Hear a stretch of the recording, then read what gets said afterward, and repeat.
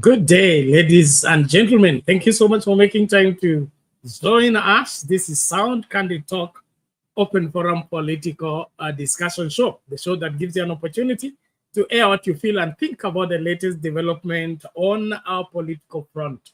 Well, a lot has gone down as the day went off. This was the Sunday of the young people's appointment with the Jesus Winner Church about the 20 million donations by Ruto, which has sparked off an outrage, especially in the young people who feel being mishandled, that the country is spending money for wrong reasons. While that was going down, William Ruto still in attempt, I don't know whether it's provocation or disregard of what the young people are saying and what Kenyans are saying, he still did another donation in another church. And so it appears this seems to be the way to go for him in terms of ensuring that he keeps doing what he wants to do, regardless of what Kenyans feel and think about the same. Well, while that is going on, the Raila Odinga was donating for Shabana. Today was a special program, and he was a special guest at Kisii, hosted by, of course, the governor, Simba Arati.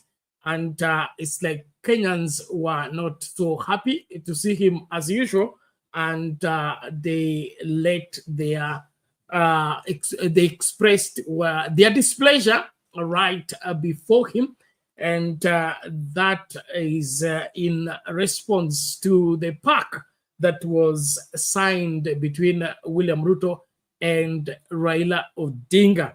Well, as that is going on, Rigathi Gachagua is again on steroids, talking about now that Bomas of Kenya has been sold, and the prison's lands have also been sold by this administration.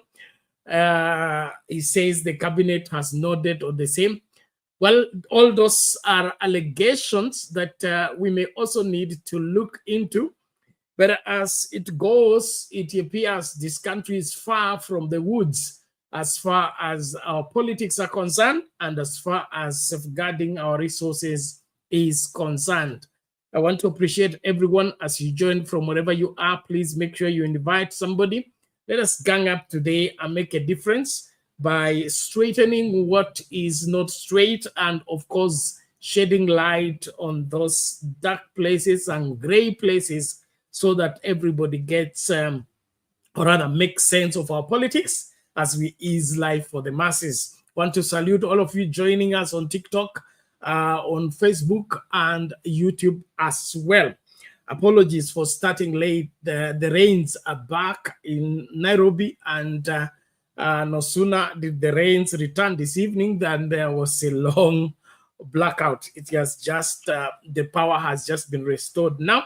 And that is the reason why we are late in the start of the show. But we believe as it rains out there, we will be able to keep the show running as much as we are enabled. But more than that, let's gang up today and tell each other what is going on with our country.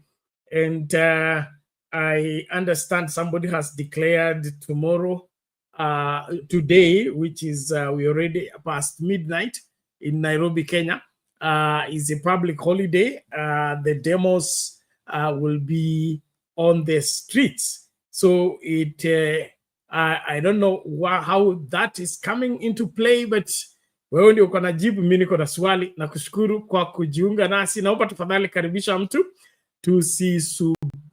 tusilegee katika kutekeleza wajibu wetu, kufikiana na kuhakikisha kwamba tunasafiana nia katika mawazo yetu. Nashukuru. Tutaanza na hiyo story ya vijana na polisi katika Jesus Winner Ministry Church Roysambu kumekuwa na kivumbi huko kwa sababu vijana walitaka kwenda kusalimia pasta, lakini polisi wakawa wengi sana, so salama zikufika zile walikuwa wanasindikisha, lakini za kutuma kwa njia ya mtandao silifika. Well, nawashukuru wote, tumakinike kukaribishana as we start the conversation. Thank you so much. Let's start with that story of Roysambu, the outrage by reason of millions donated by William Ruto to churches, or to churches. Today he was, he was in AIC Annex Eldoret and made similar donations, just like those at Jesus Winner Ministry. And he says nobody's going to stop him from building the house of God. We will discuss that. Thank you everybody. Tumia link ambayo nimeweka kwa comment section kuingia ili tukazungumze masuala haya kwa kina. Nashukuru wote ambao mnatujoin mahala popote mlipo, asanteni sana. Namuona PS ndio alikuwa wa kwanza leo. Tuni Muhammad, thank you so much. Willy Mwadilo, karibu kwa show, asante sana. Furaha, karibu kwa show. Kuna Mdumezi, karibu kwa show. Here we go. Esther Stoll, welcome to the show. Thank you so much for being here, and I believe things will play accordingly. Well, let's hear and see what went down in Roysambu today. Moving on, several youth were earlier today arrested during a standoff at the Jesus Winner Ministry ahead of planned protest over the 20 million shilling donation by President William Ruto to the church. The youth, who were unhappy over the huge donation, had indicated they would camp at the church. Business came to a standstill along the Roysambu and Kamiti roads as police engaged the youthful protesters. Wanjiku Wanjiro with that story. The usually quiet Sunday was disrupted along the Roysambu Kamiti roads as it turned to be a battleground for police and youth who had attempted to storm Jesus Winner Ministry. What started as an attempt to storm the church for answers has turned chaotic, with both sides refusing to back down. Reason: angry youth made good their threat to storm the church that has in the last 1 week been the talk of the town following a 20 million pledge by President William Ruto.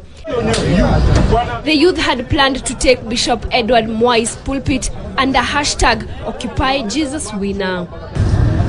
This was not going to be easy, as a heavy contingent of anti-riot police was deployed to keep them away from the church. Wale vijana walikuwa wamesema wanakam kuoccupy, hawaja kuja. Mungu amefanya kitu. But it appears that today's church service started and ended earlier than usual. We started our service at 6. Maybe that was the difference.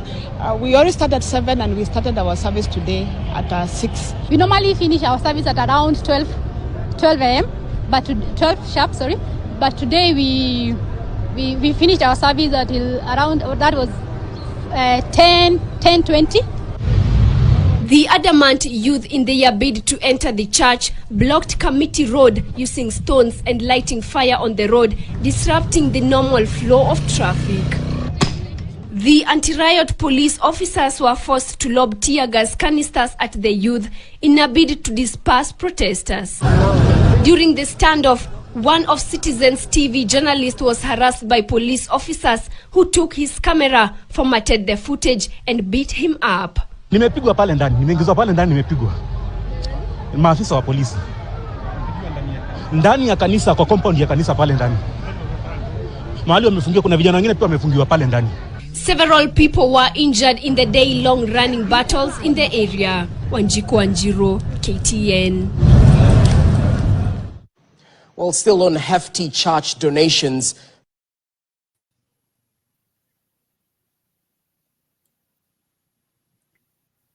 Mambo kama hayo, nashukuru kila moja. Asanteni sana kwa kujumuika nasi. Tuendelee kukaribishana. Hivyo ndivyo kumekuwa Roysambu, Thika Road, Jesus Winner Ministry. Mami, habari ya leo? Salama sana Bernard. Karibu, tuambie mawili matatu tukifungua. Yes, ni mambo ya Kenya hayo. mambo ya kanisa, mambo ya pesa, mambo ya vijana. Nimeona wakiochiwa, nimeona wengine wakilalamika kutokea vile walikuwa natarajia, lakini Penat, na kuna mtu alisema vizuri, hizi pesa inapeanwa ni ya nani? Ni mtu binafsi, imetangazwa ni pesa ya serikali? Kwa sababu vijana walikuwa nasema hiyo pesa wangepeleka NHIF ilive deni. Hiyo pesa kuna vile wanaona ingefanyika. Wanasema hiyo kanisa imechengwa, waoni ni wapi tena wanaichenga.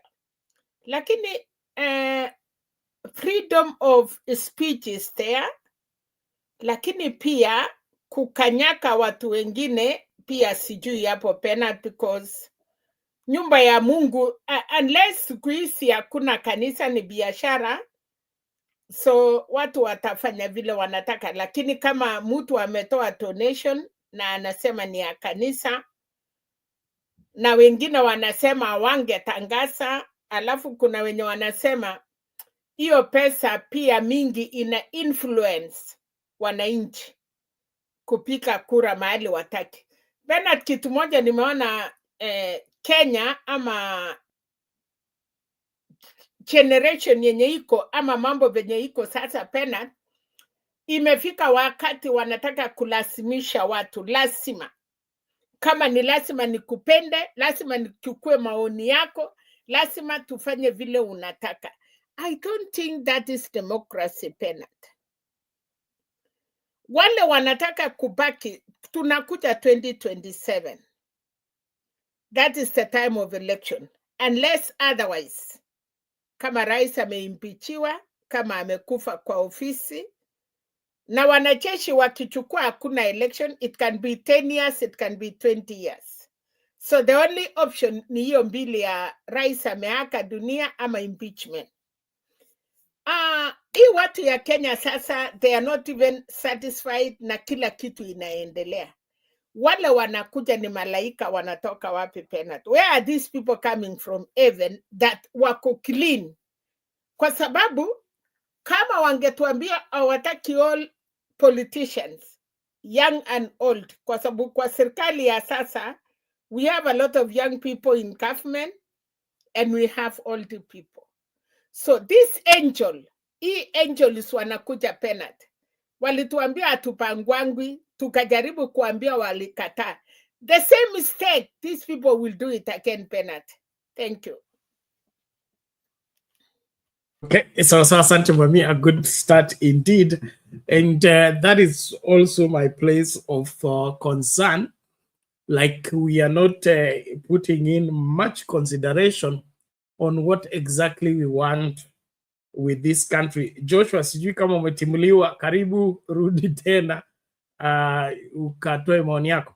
Well, it appears that Kenyans are not learning the lesson of electing anybody just in order to punish another person. That is one of the things that have contributed for us to come where we have come. And if you're going to get out of where we are, we must give a serious thought as far as this participation in the elections, and of course, in ensuring that elections produce for us credible leaders. And those credible leaders must be from credible Kenyans that have stepped forth to require leadership of the country. And that, in my opinion, is something that we can't take lying down. We as a people need to think seriously about who we put in office and how they get in that office. Like I was saying yesterday, IBC is being reconstituted. We are getting commissioners. We are all now talking about donations in the church. We are talking about other matters. As that is going on, before you know it, there will be a swearing in of commissioners. How they arrived at which commissioner is going to be what in that particular IBC, we may not have those details until things go wrong. Is when we now demand that we go to the street to fix what went wrong while we were doing nothing as far as fixing it right by ensuring that the stages, every stage on the way and every person that is being vetted, they are being vetted rightly.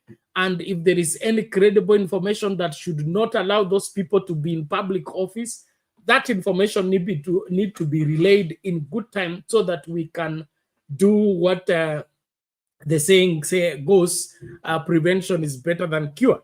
But if we just want to, always be on crisis, because what we have had as a country is living from crisis to crisis, other than living by design. Our elections have always resulted into a crisis. Then that crisis has to be sorted for the next 5 years. And then we get into another cycle of elections. As soon as the elections are over, another crisis starts. So we are a country of crisis after crisis. And all that, in my opinion, is coming from us Kenyans failing to pay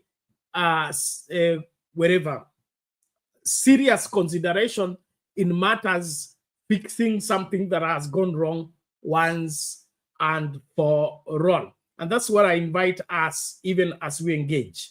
Can we as Kenyans change our approach if we want to improve on our results? Can we as Kenyans begin to give serious thought as far as the leadership of this country is concerned? There are trivial matters and there are grave matters. We need to separate these two. One of the principles we learned in Bible school is that we should learn to differentiate between the most urgent and the most important. I think Kenyans are caught up into addressing the most urgent at the expense of the most important. And as long as we ignore the most important, we're going to always have a crisis after another. And so I'm calling on all of us as Kenyans, both who are eligible in deciding the future of this country, through our ballot and casting of vote. Let us take serious consideration on this matter. Let us engage extensively. Let us urge people to have their energy and their mind directed in the right direction, other than the aspect of us waiting for another call to go to the street and try to create another, wherever, of course, footage for the content creators. But at the end of the day, our country will be a mess. So wewe kama Mkenya mahali ulipo sahi, unafikiria nini kuhusu haya mambo? Mnaona mkipanish Raila Odinga ama mkipanish Ruto, Kenya itapona? Hapo ndio nataka mnieleze, okay? Tuking'oa viongozi wote tutupe, alafu tuweke wengine, hiyo itaponyesha Kenya? Is that how we will fix whatever that is wrong with our country? And of course, I understand the outrage of the young people and the frustration.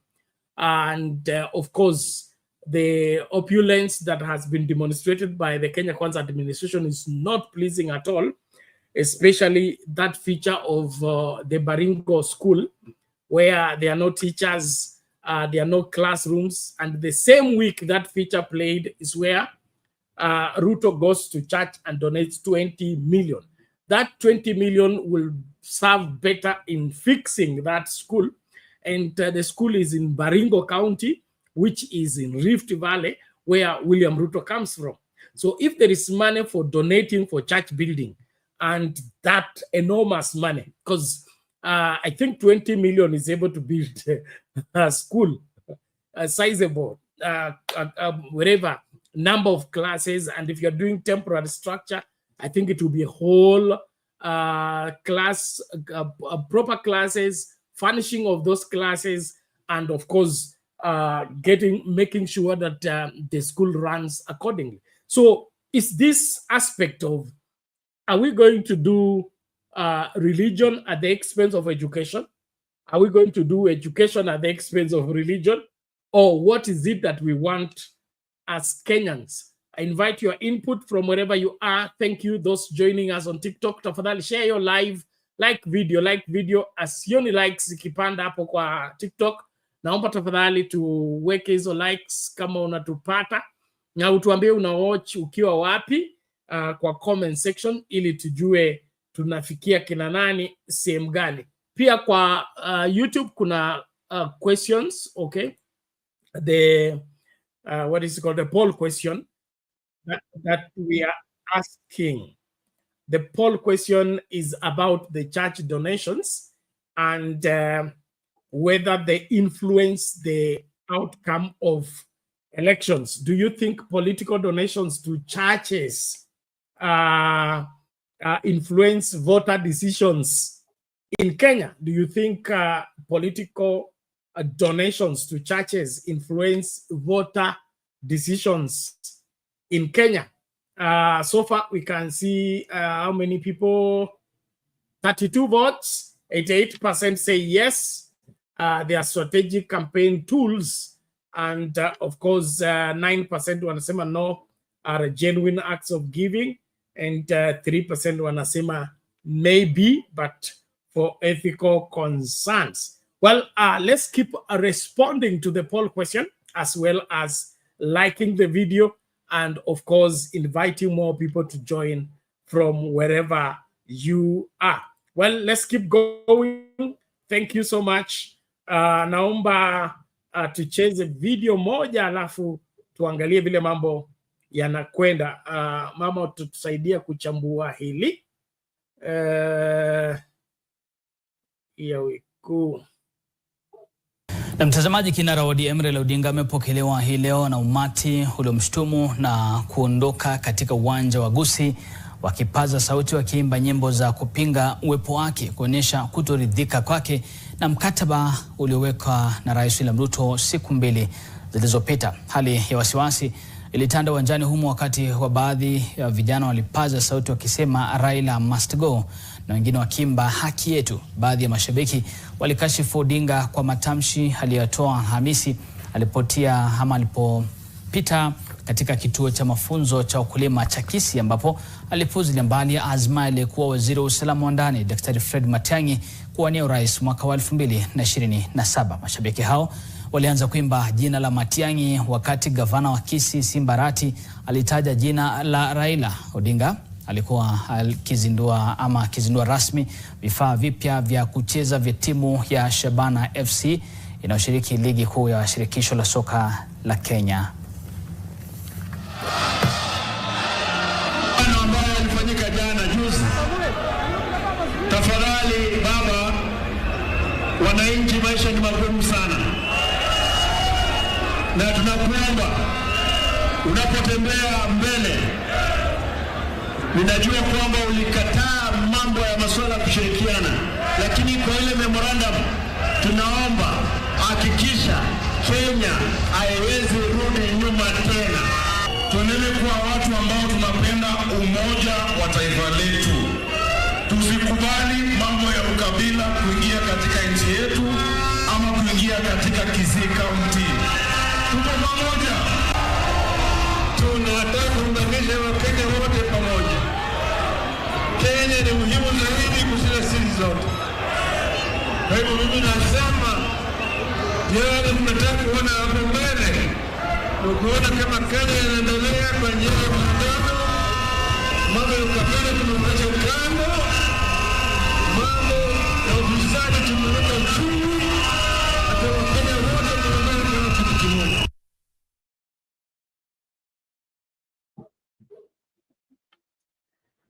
Okay, Mari, what do you make of that? Yes, Penat,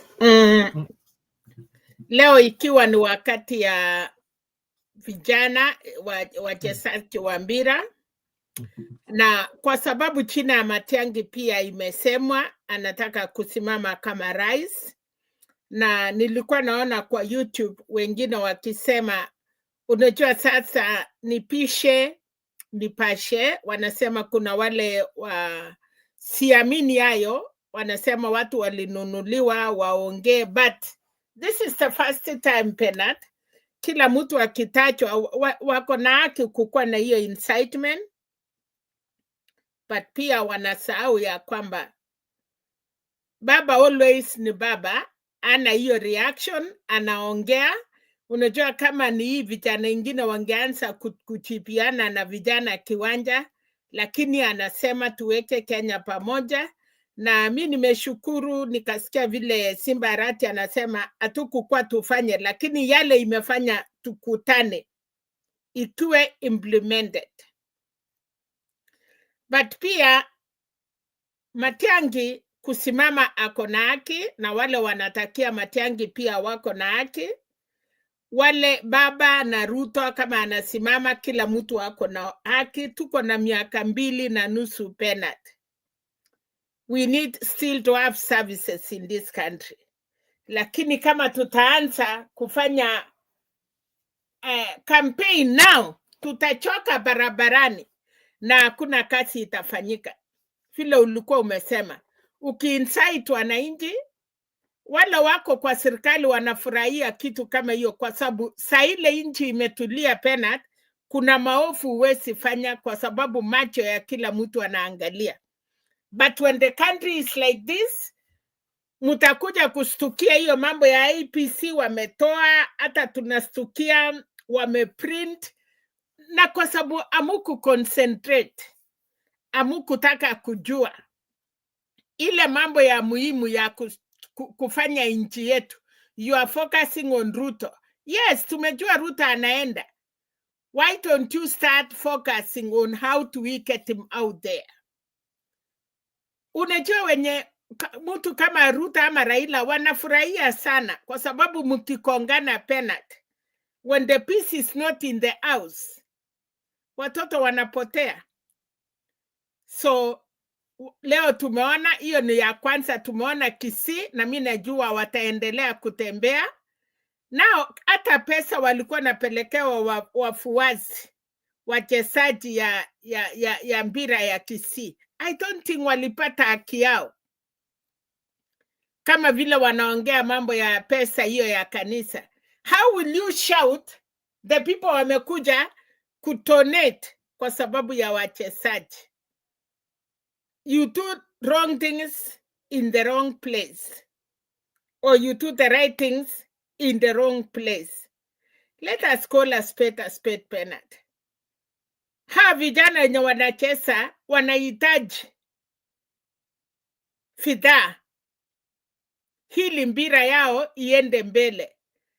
Lakini sasa mkileta wafuasi kwa sababu ya kiti ya president, na bado tuko na 2.5 years ama 3 years, kwa hivyo hawa vijana watacheza mpira mpaka wakati no Bernard nchi yetu. Na this freedom is good. Hiyo freedom ni mzuri kwa sababu serikali hakuna haja kulalamika, mnawacha mnapiga kelele. Chioni rais bado anatembea na bendera na yeye bado anaitwa rais ya Kenya. So I think we should sit down na tukae chini. Niliona Kashakwa pia alikuwa Kitengela na mambo yao yote anatuambia. So we don't know Penat, yeye alikuwa inside, anajua, anaweza kuwa batu wako na watu yake wanampatia report. Niliona rais pia alikuwa Eldoret, alikuwa kanisa, anasema atatoa.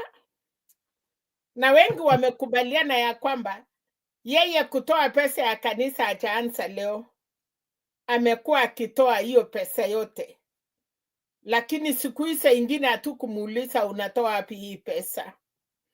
So wakati umechukia mtu ni kama ile ya mwanamke, wanasema bwana akidharau ama mwanamke akidharau bwana hataki kuona anything inahusika na yeye.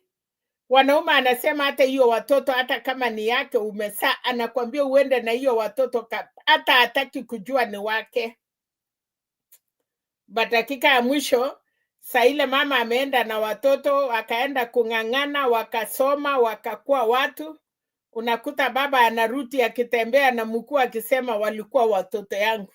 Unawauliza waliendaje na ilifanyikaje? Hayo tuko hapa kuona penalty. 2027 not... Sawa mami, thank you so much. Hizo stories zote tuangazia.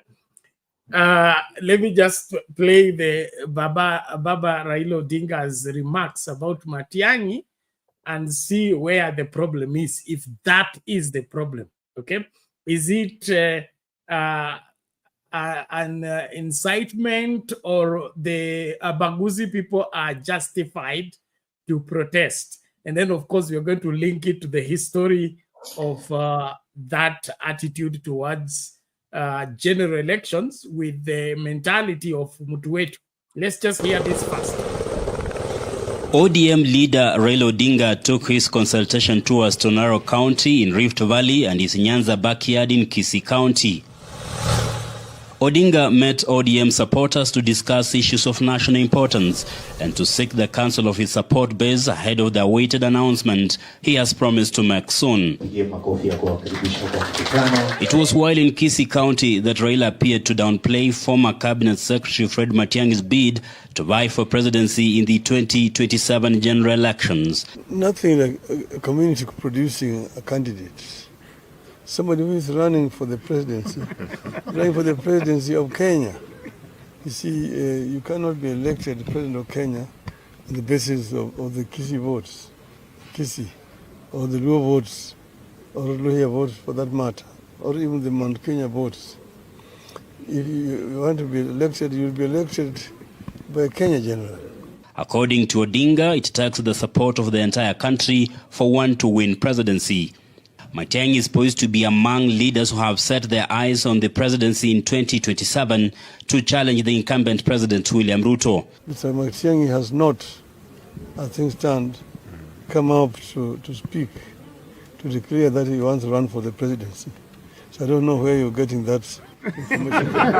Odinga's reservations coming on the heels of an impending Uhuru-like handshake with President Ruto after the two closed political ranks.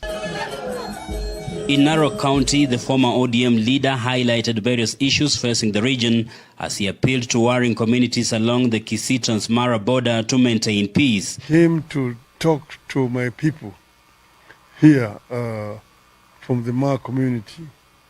And as the Senate has already told you, they've come from different counties, including Nairobi County. And they have given me their views. They've talked very candidly and very frankly about issues that are affecting them as a people. Senator Ledamo Lekina hinted on the party allowing Raila to chart a political path that fosters national unity, which has been Ruto's clarion call and reason for his broad-based government. Cognizant of the reality of, we're here today to consult with Mzee, and we have agreed that the best way is to move forward and unite the country. Timothy Simwakei, 24 TV.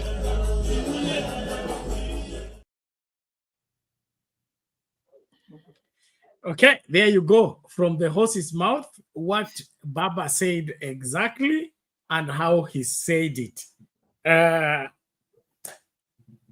Kwa ukweli wa ukweli kabisa, bila kudanganya.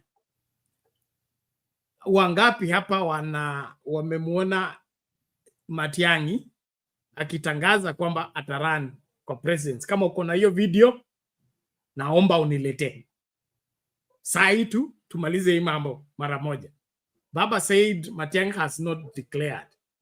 2, he said if they are looking for a tribal candidate or a community candidate, then that candidate is not eligible for presidents. The presidency is for Kenya. It can't be a Kisii, Luo, or Luhya thing.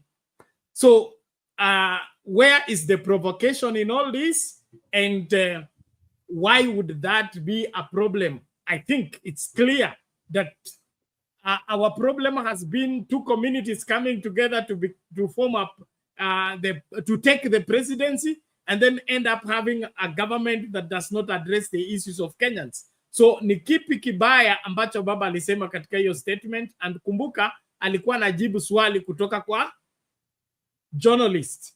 It was not an official statement. So I want those two things. Kama uko na video yoyote inasema Matiang'i anataka kuwa rais, Matiang'i ametangaza, nataka hiyo video ili tumalize hii mambo vizuri. Mama, unaweza kungamua kidogo tukisonga mbele. Leonard, remember wakati ile ya Uhuru Kenyatta wakikuja kushikana na Raila. Kuna siku wakati baba alisema Matiang'i ni kijana yake. Na utapata hiyo video. Ilikuwa ya I think 20, I don't know when. Na akasema he can support him. Now kuna hii mambo ilikuwa Transmara hii ya Wamasai na Kisii, kuna mambo imechangia hapo. Kuna tena hii mambo baba ameuliza hawa kwa sababu wale supporters ya wanataka Matiang'i pia wako hapo, wanasema ni mtoto yenyu, na kuna mtu ameenda kwa radio anamwambia watu this is the time sisi Mrima na Kisii tukitoa Matiang'i mutachukua. Lakini baba amesema mzuri, hata Wajaluo, uwezi kuwa Mluo uende kwa Luo useme unataka kuwa rais. Ametaja kabila mingi hapo, na akasema yeye atasikia Matiang'i akisema hivyo. Matiang'i ni kijana ya baba bado, ametoka Nyanza. Wakati Matiang'i atataka kiti, nina hakika kama inasemekana nyumbani kwanza, ni nyumbani kote Nyanza. Si nyumbani Kisii, nyumbani Nyanza. Mpaka baba hata yeye ni wa Nyanza. Lakini kwa sababu siasa yetu ya Kenya Bernard inachukuliwa kuwa ni rahisi sana. Na ndio nilikwambia confusion. Watu wanasema mambo yenye haifai kusema kwa mambo kama hayo. Matiang'i yako kasi, anaweza ngojea 2.5 years Bernard. Hata kama unasimama unaweza ambia watu kinyume nyume because uko job, huwezi kuja kusema unless you resign and come and do campaign. So Matiang'i anafanya campaign ya 2.5 years, 3 years. So kama unatongoza msichana Bernard na hauko tayari kwenda engagement ama wasasi yake ni wakali, unapembeleza. Wakati Kioni wamesema Jubilee, hata sidhani kama kuna Jubilee Jubilee wanasema tuna propose Matiang'i, hata wachasema ni yeye. Jubilee wako na Kalonzo, tuko na more candidate. Wakenya tungetaka mtu mwenye atakubaliwa na Wakenya. Kulikuwa watu nasikia kwa channel zingine wanasema Matiang'i alikuwa na kasifa katika ploti Nairobi. Kuna ile mambo mingi, tutakuja kuangalia watu watasimama, Wakenya wataangalia mpaka wapate nani anaweza. But again Bernard, baba vile ametulia, utamuona amerudi hiyo Kisii na mambo itakuwa imetulia. Kwa sababu kulikuwa na mambo mingi moto. Kuna hiyo mambo ya ng'ombe, kuna sasa hii mtoto yetu, kuna sasa hiyo signing ya kufanya kazi na Ruto, wanasema baba amefanya makosa. So mori ya wananchi patu iko kubwa, na but after siku chache mioto itarudi chini, watu will be back in sopa. Lakini ningesema tu kama wewe ama mimi Bernard, Kenyans wawache hasira, unawachue kutongosa. And they are dealing with the government yenye iko serikali kwa sahi, na ni government yenye ilikuwa inatembea peke yake Bernard. Kumbuka siasa ya Ruto, kabla kuita Mutavati kwenda kukawanyia kiti na Wetangula, he was just alone running in the road.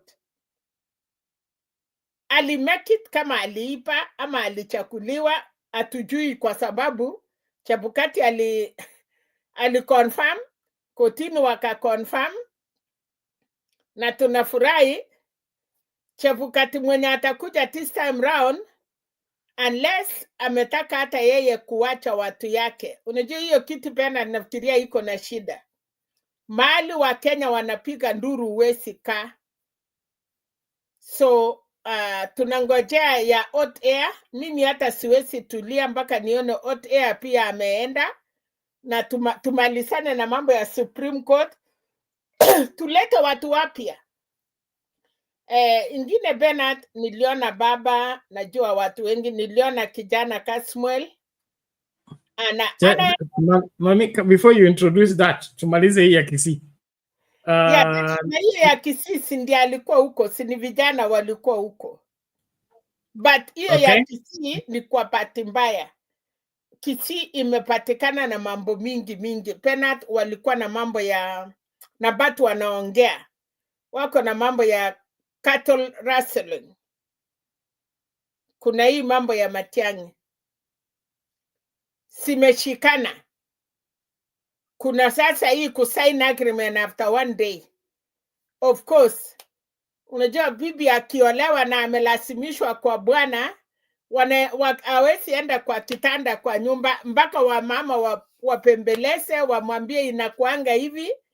Hata akiona hiyo bwana hataki kuona, lakini dakika ya mwisho unakuta bibi amekuwa na mimba. Unashangaa kwani walikubaliana lini? So hii haina shida Bernard, itarudi chini. Lakini hatutaki iruti chini kwa ubaya. Tunataka mambo ya kuwe mazuri. Kama Matiang'i is ready to run for the president, anadeserve. Yeye ni Mkenya. Ako na right. Na kama ataanza na aseme, ambia watu ya nyumbani, nataka munipak, then lazima akuwe na watu wengi ya Nyanza wote kwa jumla. But mambo ya Kisii Bernard, Kinonda iko ilikuwa ngumu. Hiyo watu wamesosana hapo ni ngumu, ilikuwa ngumu. Na ni vijana. So okay, just a moment. Na pengine kidogo wakati Olendama, unajua sasa baba alitoka Kisii akienda Narok. So pengine vile waliona kwa Narok, siku hiyo akiendanga Nairobi, akaona labda baba alilalia upande wa Masai, kwa sababu alisema watu yangu wote ni watu yake. So unaona hiyo mambo, watu wawili wakipigana, alafu mwingine aone kama umefeba mtoto ingine, hata kama huku kwa na hiyo mambo kwa roho, watu wanafikiria kitu kama hiyo. Okay, so as we look into this, I want us to be sober, like I said from the beginning of this conversation. And that soberness requires that we judge matters rightly in their proper perspective. There are those of us who get excited about animosity. Animosity will not give us the right leaders. What will give us right leaders is sober judgment. Sober judgment. And then, of course, some of us here run into conclusion. Mkataba ambao huko katikati ya ODM na UDA is a memorandum of understanding, MOU. And this MOU is, in my opinion, limited to navigating from now to the next elections. And it's not a coalition. It is not, it's not even power sharing. It's just addressing the issues that Kenyans are suffering under in that view. Then because of the push and pull, there is need for stability. That stability is born out of what? Getting people who need to work in a particular way for that. And then, of course, Kenyans will be made to understand that. That's why it's called Memorandum of Understanding. So not everybody has understood that, and not everybody is for that. Then, of course, no doubt, every Kenyan knows that William Ruto has become very unpopular in terms of his decisions and is continued not listening to Kenyans. That is where Kenyans have their greatest departure. But that is only, I mean, the happening happened 3 days ago. It is still to settle down. So whatever went down to Kisii does not necessarily mean the Kisii people will not listen to Baba. The politics are different, dynamic. And then nani huyu anasema Baba kona kiburi. Baba amekuwa kwa hii game miaka mingi, hii masuala ya kiburi imetoka wapi?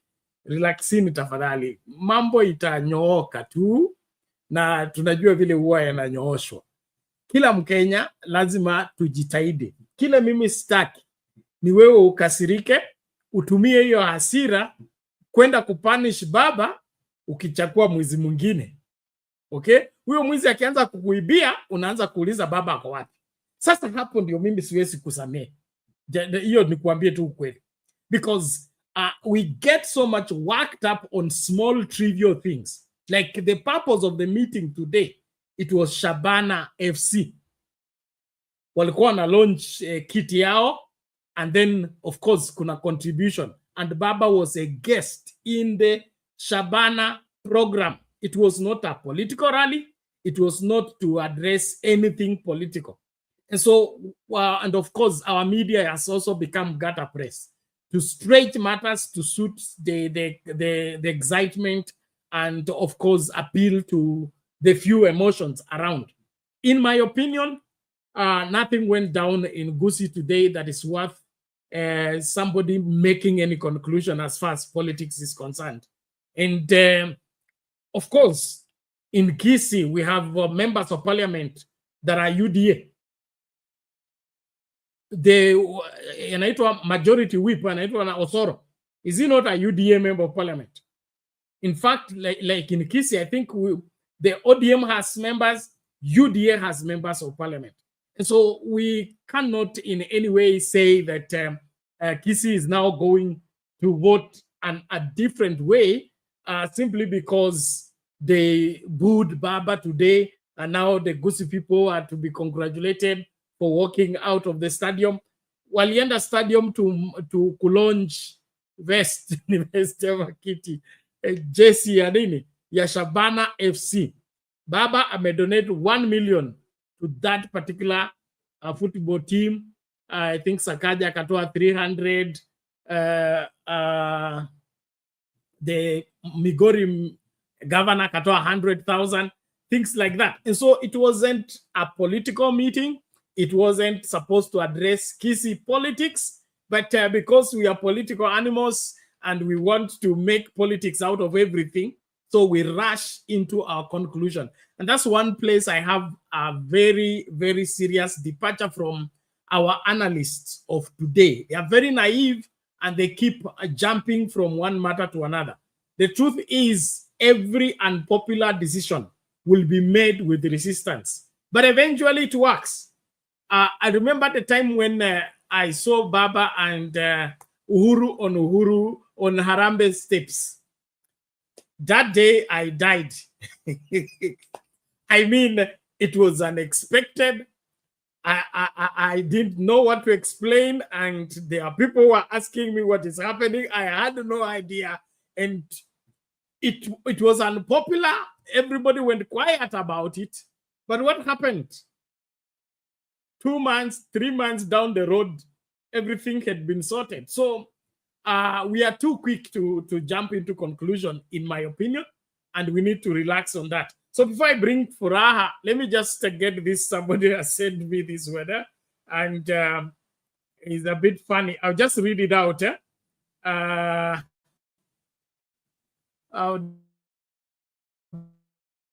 does it go? Okay, here we go. This is Miguna. Exercise his democratic right and duty and voted for William Ruto and Rigathi Gachagua. That is how Miguna voted. Then he says, today people like Miguna are now claiming that Raila has betrayed them. How now? They voted Ruto 2022 to punish Raila Odinga and Kenyans who voted for Baba. So Dr. Miguna, Kenyans are now urging you to exercise your democratic right and duty today to support your president the same way you did in 2022 to punish your kingpin, Raila Odinga, at the polling station in 2022. Now, I read that out so that we all get this right, because the same people claiming to have been betrayed, they were not even in Azimio, and they did not campaign for Raila Odinga. They voted for William Ruto, but they are saying Raila Odinga has betrayed them. I don't think so. Msinganganie baba wenyewe. Kama sio baba yenu, basi tafuteni baba yenu. Basi niachie hapo. Basi nimlete Furaha na yachangie. Furaha, karibu. Hali vipi? Hali nzuri. You're welcome. Yeah, habari kwa kila mtu. Ningependa tu kusema kuhusu Kisii. I'm glad that you brought that angle of the media, because when you played the video about what Baba said regarding Matiang'i, already reporter ambaye ana report the nini anasema that Raila appeared to downplay Matiang'i's candidacy. You see, so it's already skewed even before you listen to what Baba is saying. That is what he has already introduced. Ashasema that Baba alikuwa na downplay candidacy ya Matiang'i. Yet Baba is saying Matiang'i has not declared. So what the reporter is saying is that there's a candidacy which does not exist. And then he's already saying that Baba appears to downplay. So I think there's also that aspect of your narrative. It's twisted in a way that makes people hyped up. It excites the crowd. Even today, you'll think that, before you watch exactly what transpired huko Kisii, you can think that it was such a big statement, and yet it's just the shock. Vile Mama Selina anasema vitu vingi vilikuwa vinaendelea, so people are still yet to digest what is happening, because just like the handshake in 2020, Baba shook their hands, it was totally unexpected. Even now, when there were indications that maybe Baba will join Ruto, there were people who are hoping against hope that it doesn't happen. When it happens, and that's not what you anticipated, you can get shocked, and of course there will be those ripples before things settle down. But as we have said before, you are shouting Ruto must go to the one person who has challenged Ruto the most. Unaona, Baba ndio kama kuna mtu amewahi kuchallenge, ameenda head to head na Ruto. Hakuna mtu ameenda head to head na Ruto kuliko Baba. There's no one who didn't want Ruto's presidency more than Baba, because he offered himself. Alisema simtaki kiasi cha kwamba afadhali mimi mwenyewe nisimame mnichague, lakini msimchague yeye. So when you come and now say Ruto must go, and this clarion call is what he did even after he lost his presidency. When he lost, he challenged and even went to the street. And as he was going to the street, he wanted Ruto out. He wanted the servers open. He wanted Ruto to go. So when you come and say to somebody who has been on that path until now, he has decided that this is no longer working, I want to try something else, then unakuja na hii narrative ya zamani about Ruto must go. I think Baba will take it in his stride, and as we have always said on this channel, there is a bigger picture yenye watu hawataki kuona. We are stuck, and in the process we keep on losing the focus. Kama 2027 itapata Ruto kwa kiti, because now it will, based on the fact that Baba amefanya makubaliano na yeye, he will probably last until 2027, unless that agreement has details that we are not aware of, yenye inaweza fanya Ruto asifikishe 2027. But kama hiyo makubaliano haina kitu ya kumsitisha Ruto kufika 2027, then he will get there. And if he gets there, what we want is elections to work for us, because kuna wale wanashinda kusema oh, Raila hatawahi kuwa president. It's neither here nor there, and it's not a matter of life and death being a president, because if Ruto now is the president, and right now he seemed so lost as a president more than wakati alikuwa hana hiyo kiti, then unaona hii kiti, it is not an end to itself. It should be a means to a different end, that you're supposed to get there and uende ufanye kazi watu wafurahie. Kama hakuna kitu ambacho unafanya na hicho kiti, then it becomes so useless that even, you know, those who really aspire for it, if I can influence people without that seat, then maybe that's the best thing for Baba. If he can influence the politics in Kenya without that presidency, then so be it. So I think there's a sense in which the Kisii matter, because as much as watu wanaona ni kama maybe it means that maybe Kisii are not there. So as long as Simba Arati is still with Baba, Simba Arati also has a following, yeah? So the people who are with him, they are probably going to understand, or he's going to make them understand where they're coming from. And just like the handshake shook us, this memorandum of understanding is also shaking up people, but with the time, if we give it a bit more time, maybe some of the things will become clear.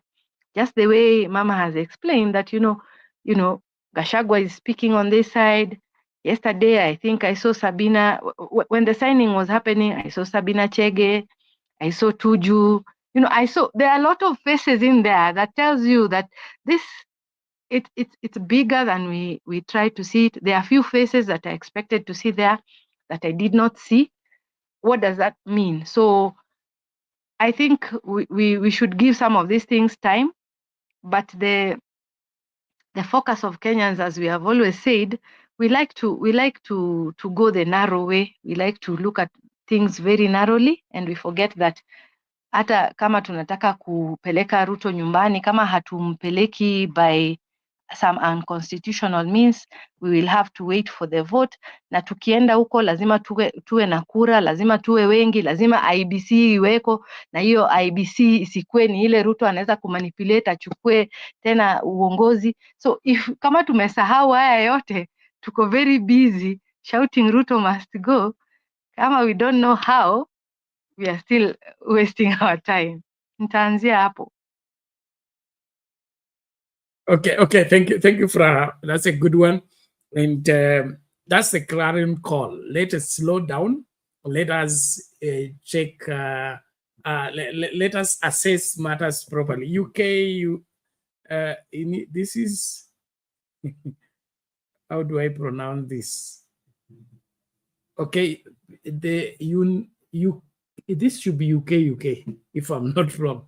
Okay, anasema Raila si Mungu na Mungu sio adhumani, ataweza mtoa Ruto kwa seconds.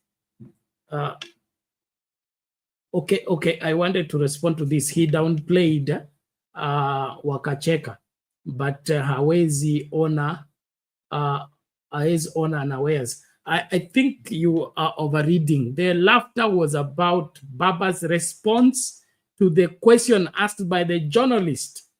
What is his take about Matiang'i's candidature? Then Baba said the candidature you're talking about, he has not had Matiang'i declaring he's running for presidency. So that's not downplaying, it's just responding to the question. In what if we downplays? Baba is old enough to be Matiang'i's father. If I can measure that age bracket properly. So I don't see any reason why anybody should get worked up that statement was meant to downplay Matiang'i's presidency. Matiang'i was a forefront in campaigning for Baba in 2022. He played a serious role. Or the only place I have problem is at Bomas. He went missing at Bomas. That is Matiang'i and Kibicho. Those two, whatever happened at Bomas was on the shoulders of those two people. And until they come out clearly and tell us what exactly happened, we still will hold them accountable, because the voting, we voted very well. We voted overwhelmingly and we won overwhelmingly.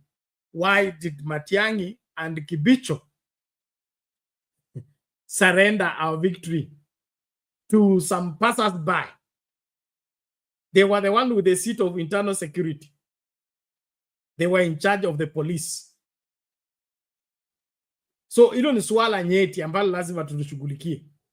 Okay? But the accusation against Baba, that one we are used to. Even if Baba coughs, is a problem. If he keeps silent, is a problem. If he stays in the house, is a problem. If he goes to town, is a problem. So we will not have much issue on that.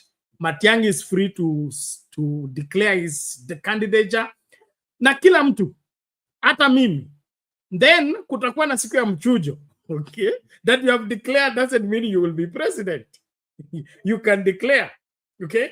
Then even Salasia has declared he said he can be president. But if there is anything I'm going to campaign against, people like Salasia should be kicked out of any position of public leadership.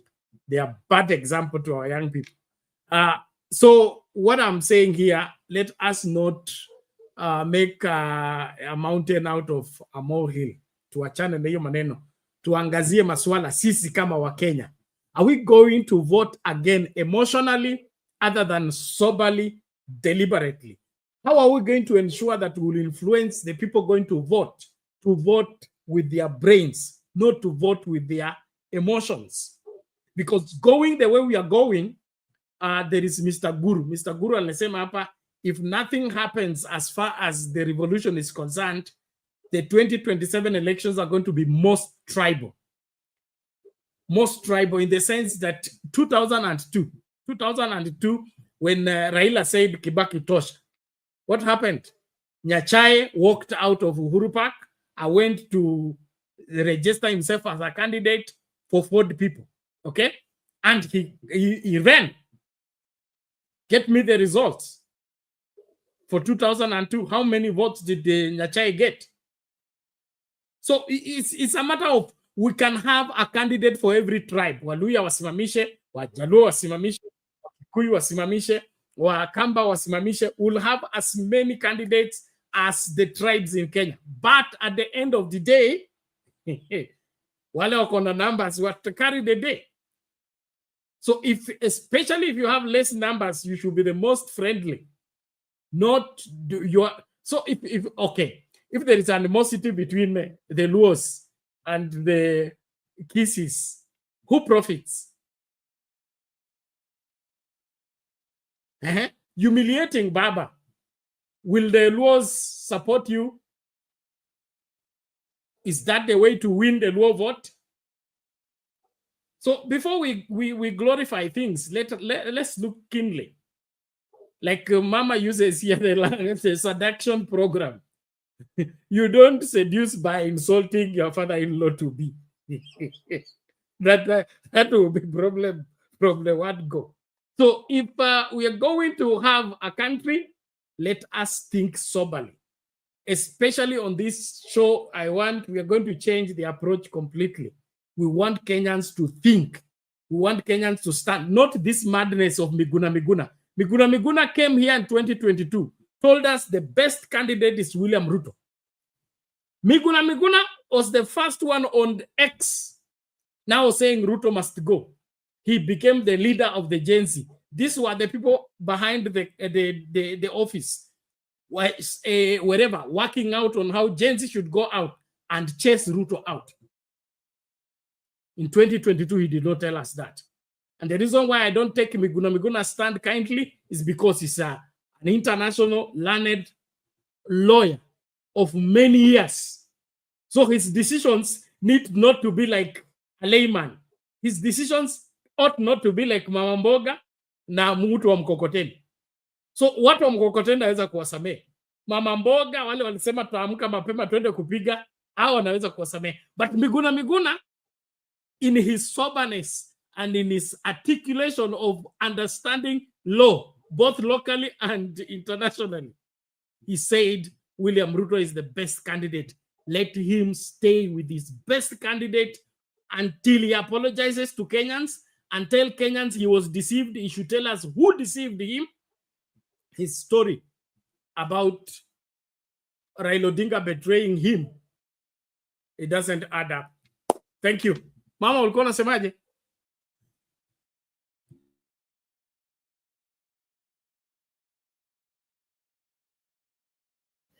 Yeah, Penat, unajua hii mambo Miguna alisema Ruto ni mzuri kwa sababu hakutaka baba, na alifikiria atarutiswa. Wakati mambo yake ilisindika, akaanza matusi. Nimefurahi Furaha amesema vizuri. Uwezi kupigana na baba hata ni ngumu. Baba haezi kuja kuchipu wachukuu si wachukuu ama vitukuu. He cannot do that. Wacha waendelee na tulitusiana pena. Nataka kukumbusha hii watu wanatusiana hapa. Tulianza hii mambo kabla ya election. Mutembei tukakuja hapa na kuna mingi. Kumbuka vile watu walikuwa natusiana Penat. Tukacheka. Lakini wakati ya kuaipisha, mimi na wewe tulipaki tu na watu wachache hatukuenda mahali. Tena wamerudi wanatusiana. These are the heroes ya matusi. Na nashukuru kwa sababu Biblia inasema unapoombea mtu mabaya, Mungu anaendelea anasiti kumubariki. Nikikuombea mabaya Penat, pale pinguni your plate inaongezeka. What is our problem in Kenya?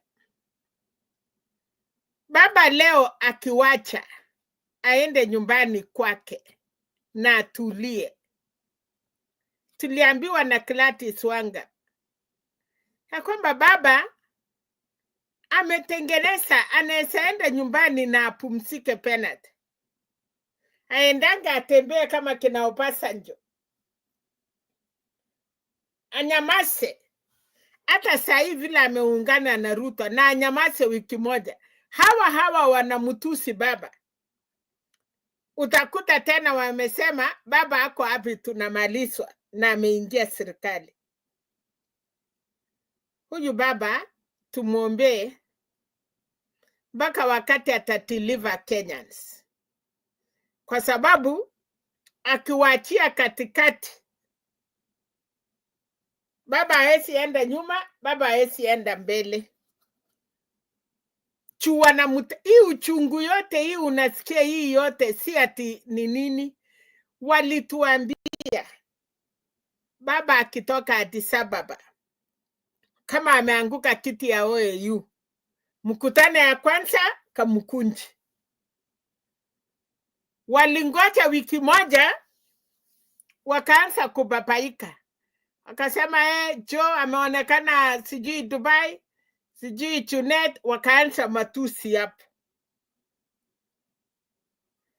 Na kama angesupport upandekane sasa Penat. Baba alikuwa amesimama kiti. Watu wanataka baba. Wangemwambia baba, okay, Ruto kutoka OAU, wewe ulikuwa umesimama kiti, kuja pigania kiti yako. Lakini wanasema baba kuja ungana na sisi. Na nani? Baba aungane na nani? Nani anasimama ndiye baba aenda unga? Unachepena Baba alikuwa amesimama kiti ya rais, ameenda OAU, hajatuambia asimami 2027, lakini kuna watu wanamwambia kuja kwetu, kuja mali yetu tukupange, kuja support sijui Matiang'i, kuja support Kalonzo, sijui kuja support Kasha. Baba amesema asimami. You are telling a presidential candidate yenye amechukua mara 5. Kama Wakenya si wanafiki, wangemngoja baba airport na kusema, baba rudi nyumbani, kiti yako iko, tutakupigia kura, kura namba 2, tunakupigia namba 2 juu wanasema baba kura yake ni namba 2. You know, these people are chokers. Now wanataka baba afanye nini? Chama yake ya ODM amerudishiwa. Sasa yeye hayuko mambo, hakuna kitu ya mtu wenye wanamupenda, wenye walimchakua wamempatia kiti yake. Sasa nyinyi mnatusi baba. Ni kiti gani hiyo yenyu wamechukua? Yenye mulimpatia amekataa. Kushikana na Ruto ndio. Mungetaka ashikane na nani? Kashakwa. Kalonzo kabla baba ataenda OAU alimwambia mara hii usituputu, umemaliza yako na utatuwekea hiyo clip penalty. Kalonzo akilalamika yeye ni leader of opposition. Baba umeanguka na matakarua, hauna nafasi tena. Yeye ndiye Raila amsupport. Kwani hiyo vita tumesahau hiyo mambo. Najua sisi wengine hatusahau pena. Kalonzo alianza vita kama vile wakutangazwa. Kalonzo akaenda kivyake, akamwambia baba hakuna kuruti tena, mimi ndiye mimi sasa.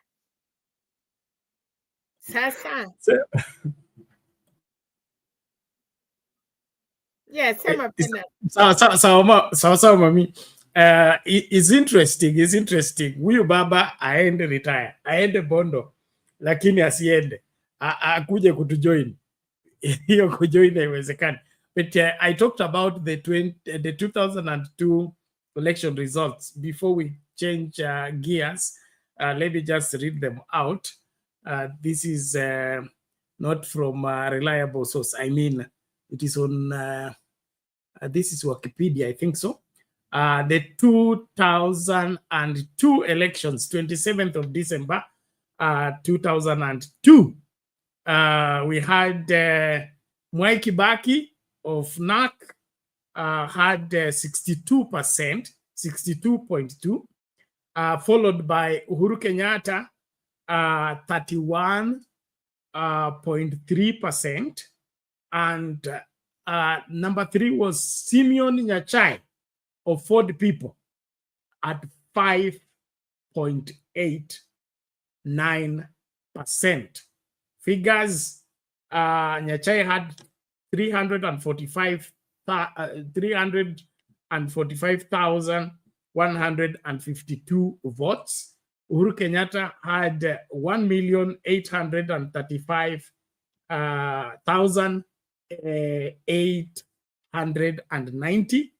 While Mwai Kibaki had 3,646,277. And this also goes well with the, let's do the comparison of 2007. 2007, we had the 3 candidates, Mwai Kibaki, Raila Odinga, and Kalonzo Musyoka. And this was the controversial elections where PNU of Mwai Kibaki had 4,584,721. ODM's Raila Odinga had 4,352,9 993 votes, followed by number 3, Kalonzo Musyoka, who had 879,903. That is Mwai Kibaki at 46.42%, Raila Odinga at 44.07%, and Kalonzo had only 8.91%. 2013, let's again look at the comparison as we check out everything. Okay, here we had another controversy, but Raila Odinga, or wherever, Uhuru Kenyatta 50.51%, Raila Odinga 43%, and it doesn't indicate the number 3, which was I think Musalia Mudavadi, if I'm not wrong, and he hardly got 500,000 of votes. So before we begin to behave as if our community is the one that should produce the president, and all that is to be done like this, just like Nyachae walked out of Uhuru Park and went to Ford People and couldn't get 500,000 votes. The same with who is this? Musalia Mudavadi walked out of ODM in 2013, went and ran. He couldn't get 500,000. So history should help us understand this thing. Insulting Baba is easy, and vilifying a particular political party is easy. Go to the ballot. By the way, how many votes did Wachakoya get? And how many votes did the other man get? So, msitukane wa kuunga ili hali uzazi ungalipo. Nashukuru kila mmoja, naomba tumakinike. Hiyo namba ya watazamaji inapanda ikishuka, inapanda ikishuka. Sijui kuna nini. Mbona tuko on and off? Let's be serious. Let's focus and do what we must do, and that is rectify what is wrong, so that when we go forward, we are going forward with an understanding that our country is important. The decisions we make for our country are important, and we should not go about them casually. The casual approach we give to political decisions in this country is one of our unmaking, especially as voters. Let's think deeply. Let's think deeply. Kama we ni HR na umepewa watu ambao unataka una interview ili wafanyie kazi kwa kampuni yako, hawezi kuinterview bila kuangalia kila mahali na kufanya uchunguzi wa kutosha, because you don't want the company to run down. When it comes to choosing the leaders in Kenya, we forget everything else. Kila mtu anasema mtu wake. Tunakataa kuangalia makaratasi, tunakataa kuangalia character, tunakataa kuangalia history. What we are interested in mtu wetu. When they get in office, run down the country, we cry. Baba should come and rescue us. Hapana, mukijitia kitanzi, mkubali kifo cha kitanzi. Lakini kama mnataka uongozi ambao unafaa, let's begin to use our brains properly. Now, I talked about the media before Furaha comes in and then Lala. The media in this country is something we need to talk about on a serious note. Especially the Citizen Royal Media, okay? The Citizen Royal Media told us that they abducted Wajir MCA, okay? His body was found. He was dead. I think there was a burial, something like that. And then the same media reported the alleged abducted Wajir MCA was found alive. So which is which? Are we playing games, or we are really doing journalism and credible reporting? You can't say his body was found, mutilated, and then you turn around 180 degrees and you say now he has been found alive after 6 months. So we are joking with our reporting. I mean, are we displaying how lazy we are as journalists?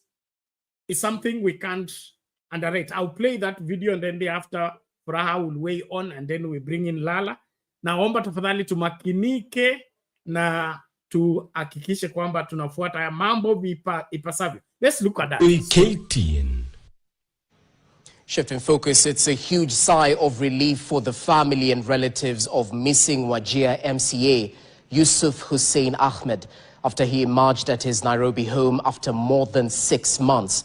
It was an emotional reunion as family members received the Delaware MCA at their home in Eastleigh, Nairobi. The frail-looking Ahmed was immediately admitted at a Nairobi hospital where he is now receiving treatment. Our reporter, Noel Nabiswa, with the details. It was a joyous moment for the family and friends when they set their eyes on their beloved one, who has been missing for 6 months. When he emerged at his home in Eastleigh, Nairobi, albeit in a bad health condition. According to his family members, Ahmed was dropped outside his house last night. Around 9:30 p.m. last night, he was dropped outside his court by unknown people who were masked. You are also aware that he's not the only one who has also been missing or abducted. Another prominent elder called Mzee Omar Mohammed Noor alias Mzee Dua has also been released, has also been dumped in Isiolo. The MCA was reportedly abducted on 13 September 2024 along Enterprise Road in the industrial area of Nairobi. He is reported to be in a frail condition, forcing the family to take him to hospital, where he's now admitted. His physical state is a bit worrying because he's really looking very malnourished. We pray to Almighty Allah that he has not suffered irreparable damage. Speaking during a media briefing at Nairobi Hospital, Ramudimu Ward representative, who is also Ahmed's cousin, Elias Abdile, blamed the state for the MCA's abduction. We have been suspecting that it was the State Department that have took Yusuf. We believe it because Yusuf was brought back 39 yesterday night. 4 days could have elapsed, 6 months, and his seat could have been vacant. Several leaders, including elders from northeastern Kenya, were present and were overjoyed to hear that the MCA was alive and kicking. But they had questions. We want to thank the Almighty. He has brought us back our son. We want to thank Kenyans. We want to thank Kenyans of every walk of life because they have been with us, they have stood with us, they have felt the pain with us. Even if they did not do it in public, they did it in private. We have been looking for him. He has come back with to us. He has rejoined with his family. We have nothing much to say, but just to thank Allah for bringing him back. Noel Nabiswa for KTN.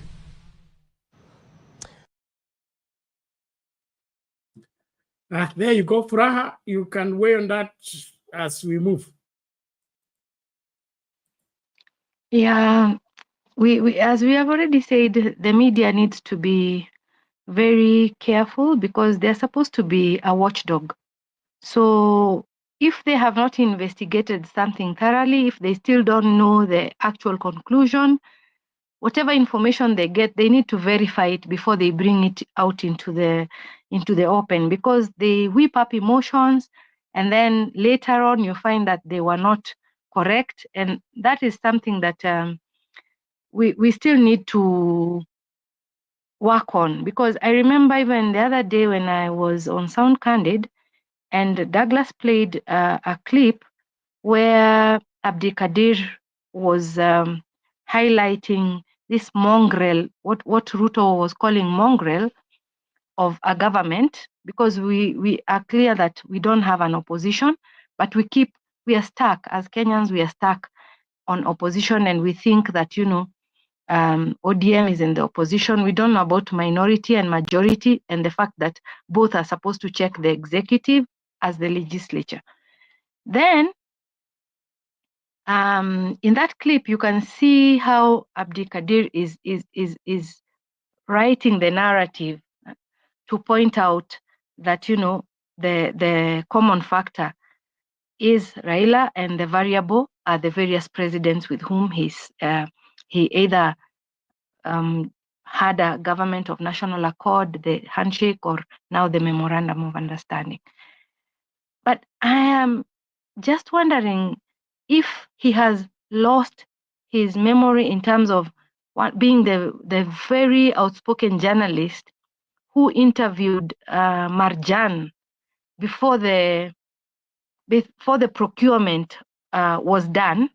He brought out very key questions that are things that, if they are revisited, they are the evidence that can tell you that even the rigging or the rigging of the 2022 election was long planned. And Kenyans, when these people were being interviewed, because of the kind of focus that we normally have, that we think people will do what they're supposed to do, and we don't go out there and stick to our guns and say, if this is what is happening, then forget about this procurement. You know, if we had done that, maybe even the 2022 election would not have gone the way it went.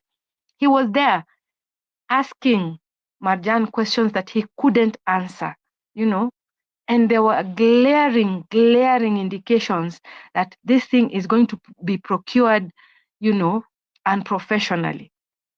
So if this same journalist is coming and drawing a narrative that shows, you know, that the problem is Raila, then you see that's where sometimes we lose it as Kenyans, because we are keen to just go with what sells, or maybe there's pressure, you know, for journalists to be on the right side of things, but they're expected to be the fourth arm, and they're expected to be the people who can, when we don't have a voice, when the other three arms have failed, they're supposed to be the ones that can speak on our behalf. So I do agree with you that, you know, that is a challenge that we need to really work on. And as Kenyans, rather than be happy when we hear them saying what we want to hear, we should be keen on, is it factual? Ambacho wanatangaza ni kitu ambacho kinafaa, ama ni kwa sababu I'm okay with it kwa sababu inalingana, kama ina support Raila niko tu sawa kwa sababu mimi ama Raila loyalist. Ikianza kuongea vibaya kuhusu Raila tena, sasa I'm not keen about what the news is saying. And then before I finish this second session of submission, Bernard, you're the man of God here, and in the Bible, I believe there's, I will not be able to recall the verse, but you know that the Bible teaches that if I am a king and I want to go to war, and I have 200 soldiers, na mwenye naenda naye vita nakuta ako na matankers, ako na missiles, ako na 1,000 soldiers against my 200 wenye wako na mapistols. Biblia inauliza ni mjinga mgani huyo ataenda tu vita? Hata rudi akae chini, either atume word of mouth to that other king, aseme I'm not ready for war, can you come and talk? Because that is the scenario I see here, that you can plan to fight Ruto, but you just, okay, we are powerful as a citizenry, our power is bigger than all the tankers that, you know, a sitting president might have. The folly is that sisi wote hatujaungana so that now we can have that sovereignty that we have as a people. We are divided, and that is now where yule mfalme hata kama tungejipanga vizuri anaweza kutushinda. Now when we realize, yeah, that as a people we are not united enough to come against Ruto so that we can put him down, we have to use another tactic. And that is what I keep saying, that, you know, watu kama baba, they try. You go there, huyu ndio akona IG, akona wale watu wanakupiga bunduki, akona wale watu wanaua wafuasi wako, akona. So at what point do you decide that I can continue this war until I win without employing new tactics?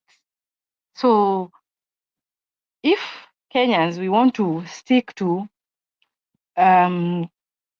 just employing the same tactics and not thinking that maybe there's a way that we can do things and end up with a different result, rather than trying to employ the same tactics and we are not getting the right outcome. So we utanichambulia uniambia hapo Biblia mahali inasema kama unataka kwenda vita, you don't go blindly. Kuna pahali unafika, unarudi unaangalia nimejipanga aje na yule mwingine amejipanga aje. Kama kuna nini sengine unasema wacha tusalimiane kwa sababu hii vita naweza pigana na huyu mtu akanishinda bado. Thank you for that's a good one.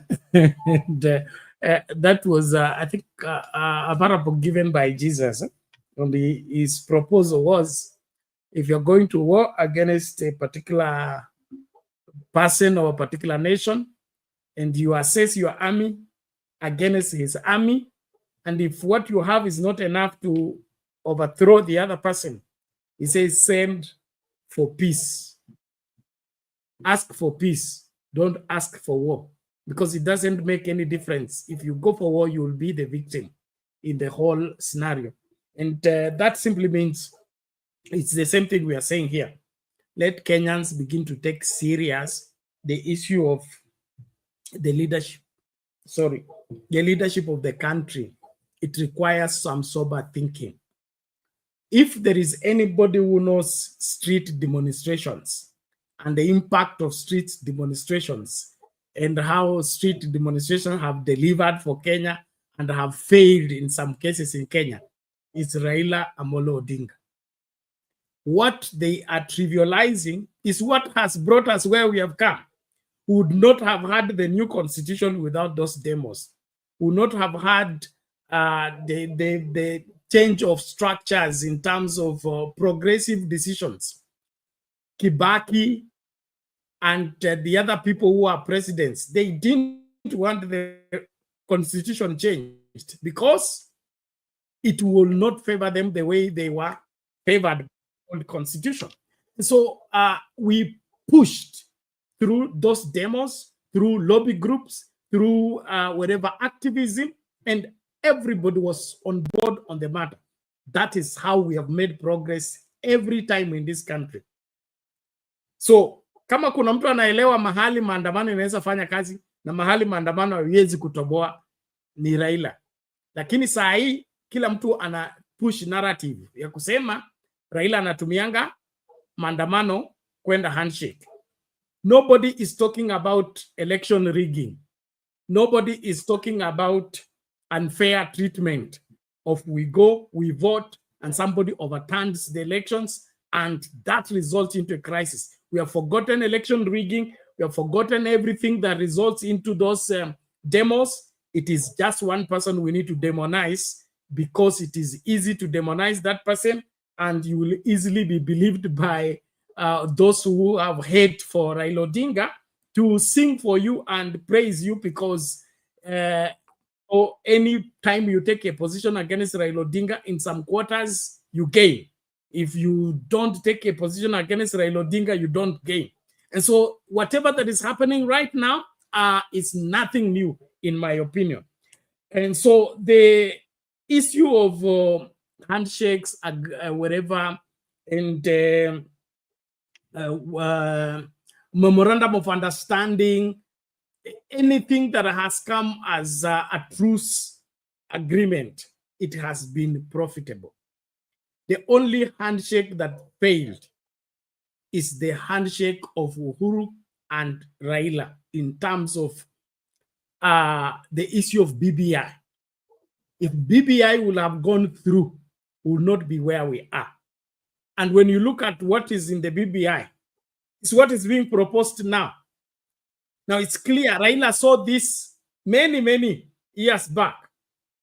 Okay, as early as 2020, he was forecasting in the next 5 years, the situation in the country will be this, and this will be needed as a cure. But what did we do? We bought into an emotional program to try my dynasty. My dynasty wanajitafutia nini? My position. In the process, the same thing that we campaigned against is the one we want to create now. Okay, so I think as Kenyans, we must own up our mistakes, number one. Number two, not one person can solve the issues of Kenya. And there is a way to go to the city, the Bible says. It says, the labor of the foolish wearied every one of them because they know not how to go to the city. There is how to go about national building. There is how to go about governance. And until that path is the one you're drawing, you will always get it wrong. And so the ceasefire right now is necessary, but it is not conclusion. That's all I understand. It's not even about 2027. It is about, can we make of what we have? Raila is famous for saying in, I think it was in 2017, liposema, 2017 ama lini, to be, I think the Grand Coalition, where he said, kila mtu tutumie mvua hii kupanda, tusingoje msimu unaokuja. Meaning, whatever agreement that is now here, let's make use of it and profit from the same. Then thereafter, tutasungumza next season. But my problem with Kenyans is that they want all seasons into one season. It doesn't work that way. Even footballers, you don't play at the same speed in the same way every time. Their tactics, there is slowing down, there is going fast, there is running, there is passing, the all manner of twists. So what I'm saying here is, let us understand that politics is life, and life is not lived on a straight lane. Those of you who think it can be a straight lane, no problem, you're invited. Kesho nimeambiwa ni public holiday. Kadongo anaitwa nani Gaidho. Okay, ametangaza. State House Road. Tunaweza kuwapatia direction ama tupatie Google Map. Tukutane huko. Okay? Lakini kama wewe unasema watu waende kwa street na wewe uko kwa X kwa nyumba, haiwezekani. So Gaito na group yako ya Miguna wote tuwaone State House kesho. Ninyi ndio mnasimama na Wakenya, wengine ni wasaliti. So let's see mbivu na mbichi hapo tu.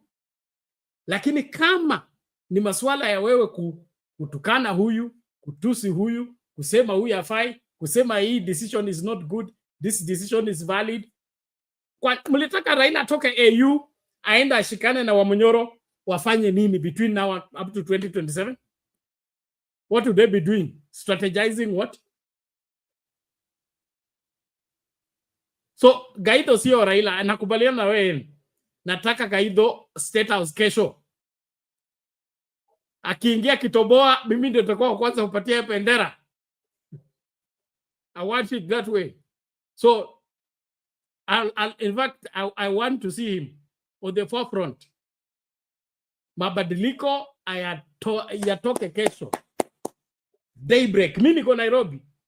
So wale mko London, mko US, mimi niko Nairobi, nataka kuona Gaido State House kesho. Lakini kama ni story tu ya kutusi na kuita watu majina, alafu siku ya kwenda State House anatuma vijana waende, yeye anabaki. Ile hali yeye ndo anataka ku hijack the Gen Z movement and become the president of Gen Z. It doesn't work that way. Nimemaliza. Now, Masade haya naendelea kuyoyoma. Mami, you can weigh on that shortly and then we play another video tuanze kufungasha. Sasa huyu Kaito leo hata vile walikuwa wanaenda kanisa hawakukua. Unajua Bernard, hii maandamano tunangojea because Nilikuwa nasikia wanasema wasee watu amukutokea, tungetoka wengi. Sasa hii ya kuambia wengine waende na nyinyi mnapake, wanasema wanaendesha internet. Internet huwezi pata kwa YouTube, huwezi pata tear gas. So let the people kama utu wakitaka watoke nje. Nje tuone. Hata mimi nimefurahia hiyo vijana ya Kisii wakulete fucho. Walimarch, wanaheshimu baba. Walimarch tu wakatoka. Si ati walirushana wakafanya nini. Wala walikuwa nataka kulete vita kidogo, ndio walionyeshwa test na vijana wenzao. Lakini if you are peaceful unaondoka. Hivyo ndio inatakikana. Kuna kitu inakusumbua. Lakini ya kuambia watu watoke kesho watangaze only. It is only baba who can say holiday. Hata serikali wakisema baba akisema holiday na serikali waseme rudi kasi, huwezi ona mtu kwa barabara 3 days pena. Watu wote wanakaa nyumbani. Tu wanajua hatuwezi futwa, baba atatutetea. Hasa huyu mwingine anatangaza holiday. Labda holiday yake ya kwake. Unajua kuna watu wafanyi kazi. Labda ile watu ya kuuza mutura ama wale wa kuuza handkerchief. Nasikia hata hiyo iliisha. Otherwise nimefurahi kuona hiyo kansela amerudi MCA, na propaganda ile ilikuwa inasemekana, unaona propaganda ni mbaya. Alafu tena saa hii unaona propaganda hii ni ngumu, inasemekana ni serikali imewa release. Hiyo ni watu wa serikali alafu wanawa release. Anyway, tuko hapa Penat, kesho ni siku, tumeshukuru umekuja. Na tutaona sasa baba, ile mkutano utaona ya ingine, utashangaa. Unajua hii ilikuwa ni maneno ya mpira. Si atu walikuwa wamemobilize ama watu ya baba walikuwa. And by the way, Kisii kuna UTA, kuna ODM, na saa hii ni serikali. So, na kama mambo ya Matiang'i pia wamemwaripia, itakuwa kama hiyo ya Munyoro. Lakini afadhali wa Munyoro yao ni mingi kidogo. Sasa hii yetu ya Aichai Kipapa lazima tufanye kazi ngumu nje tufika hapo. Itakuaje? Na hatujasahau ile watoto Matiang'i alichapa akiwa interior CS. Najua tunamngojea sana, tuna mengi ya kusema. No problem. Let me just confirm the story ile kwa ran on Citizen TV about that councillor, and then we begin to wrap up. Missing Wajir MCA Yusuf Hussein Ahmed has been found dead. The body of the Dela Ward MCA has been missing for over a month, then was found in Lake Yahud. That's right. Now, family members and locals thronged in the morgue to identify the body that was badly tortured and decomposed. It is not clear who was behind the abduction and murder of the MCA, who went missing back in September 13th. Right here in the nation's capital.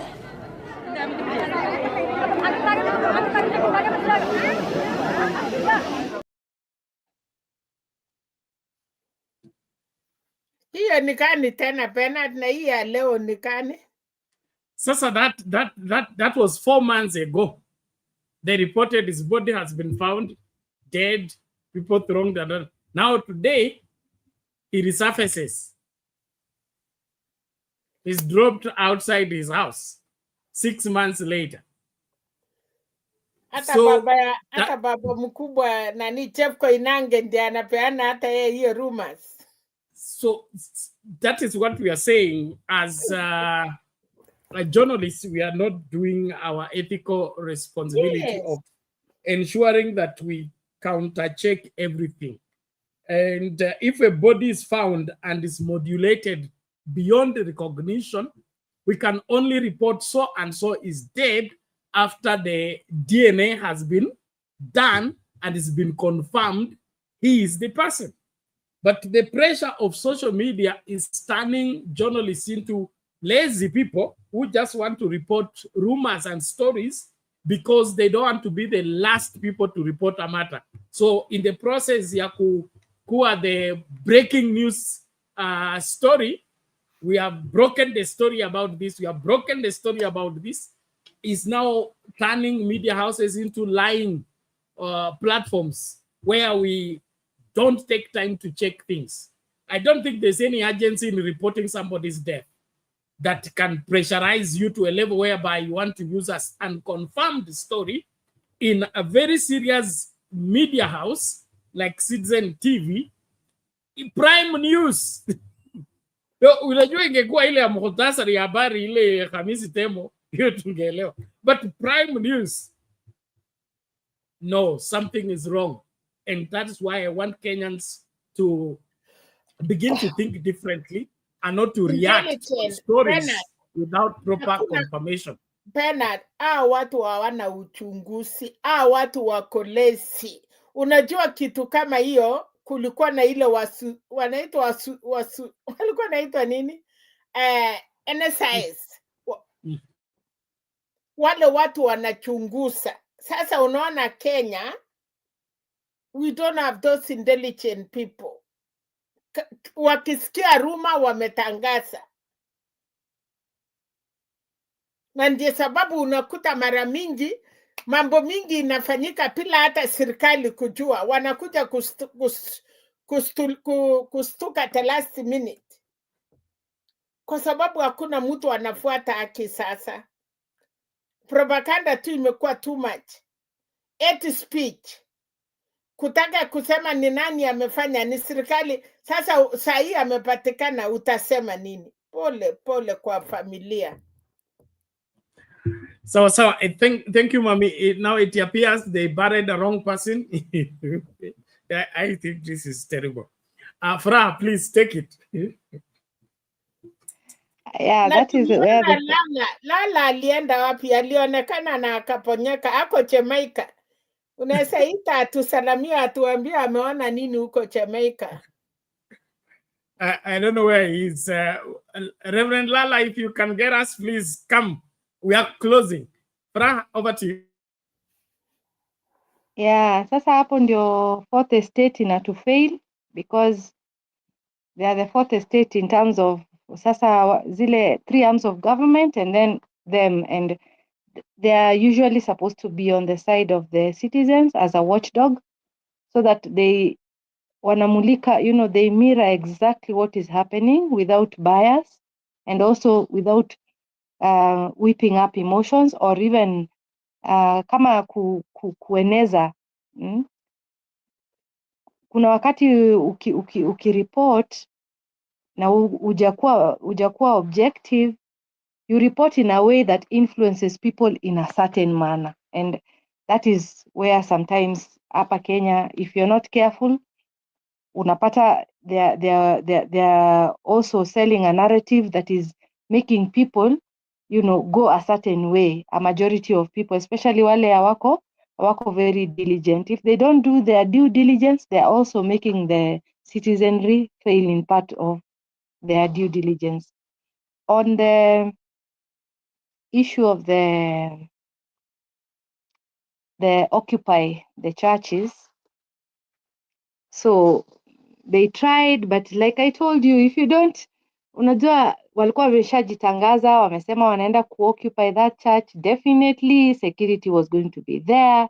Now there are people who are injured, there are people who are arrested, apparently there's some innocent people who have fallen victim of whatever was happening, because our police, the way they handle such things, kuna wale walipatikana tu in the middle of the things, na pia wewe unabebwa huko kando. I think there's a journalist who was hurt. They took the camera, they formatted it within the compound of the church, and they also tried to harass him. So wamefuta whatever clips he had already taken. So whatever footage he had already taken, it's like they have formatted the camera.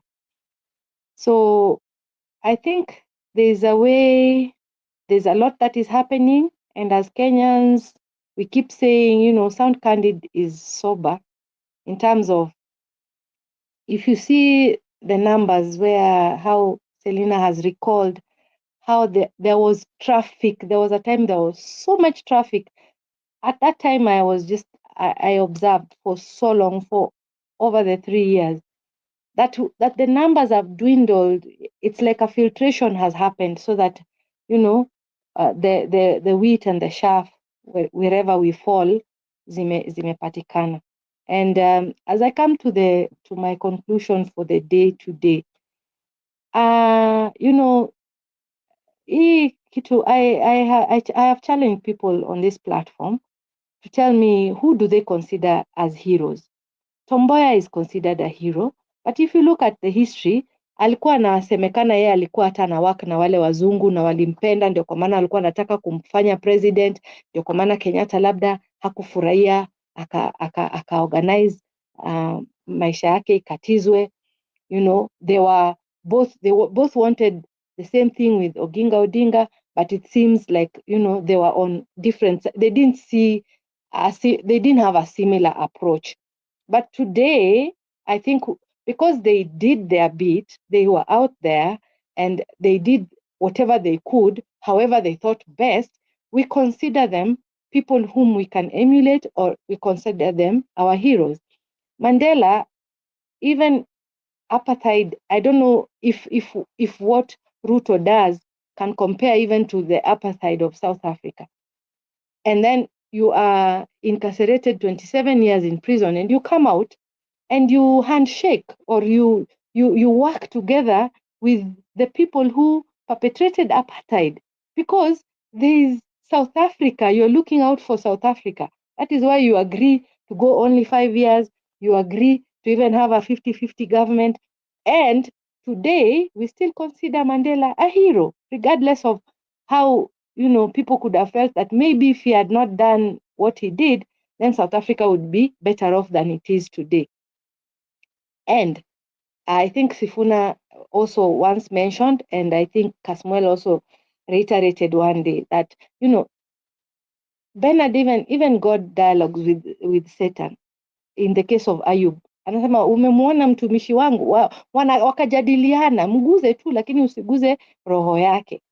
Jesus, now we are in the Lent season in the church, and anakuja anasema, unaona hii ufalme wote, nitakupa.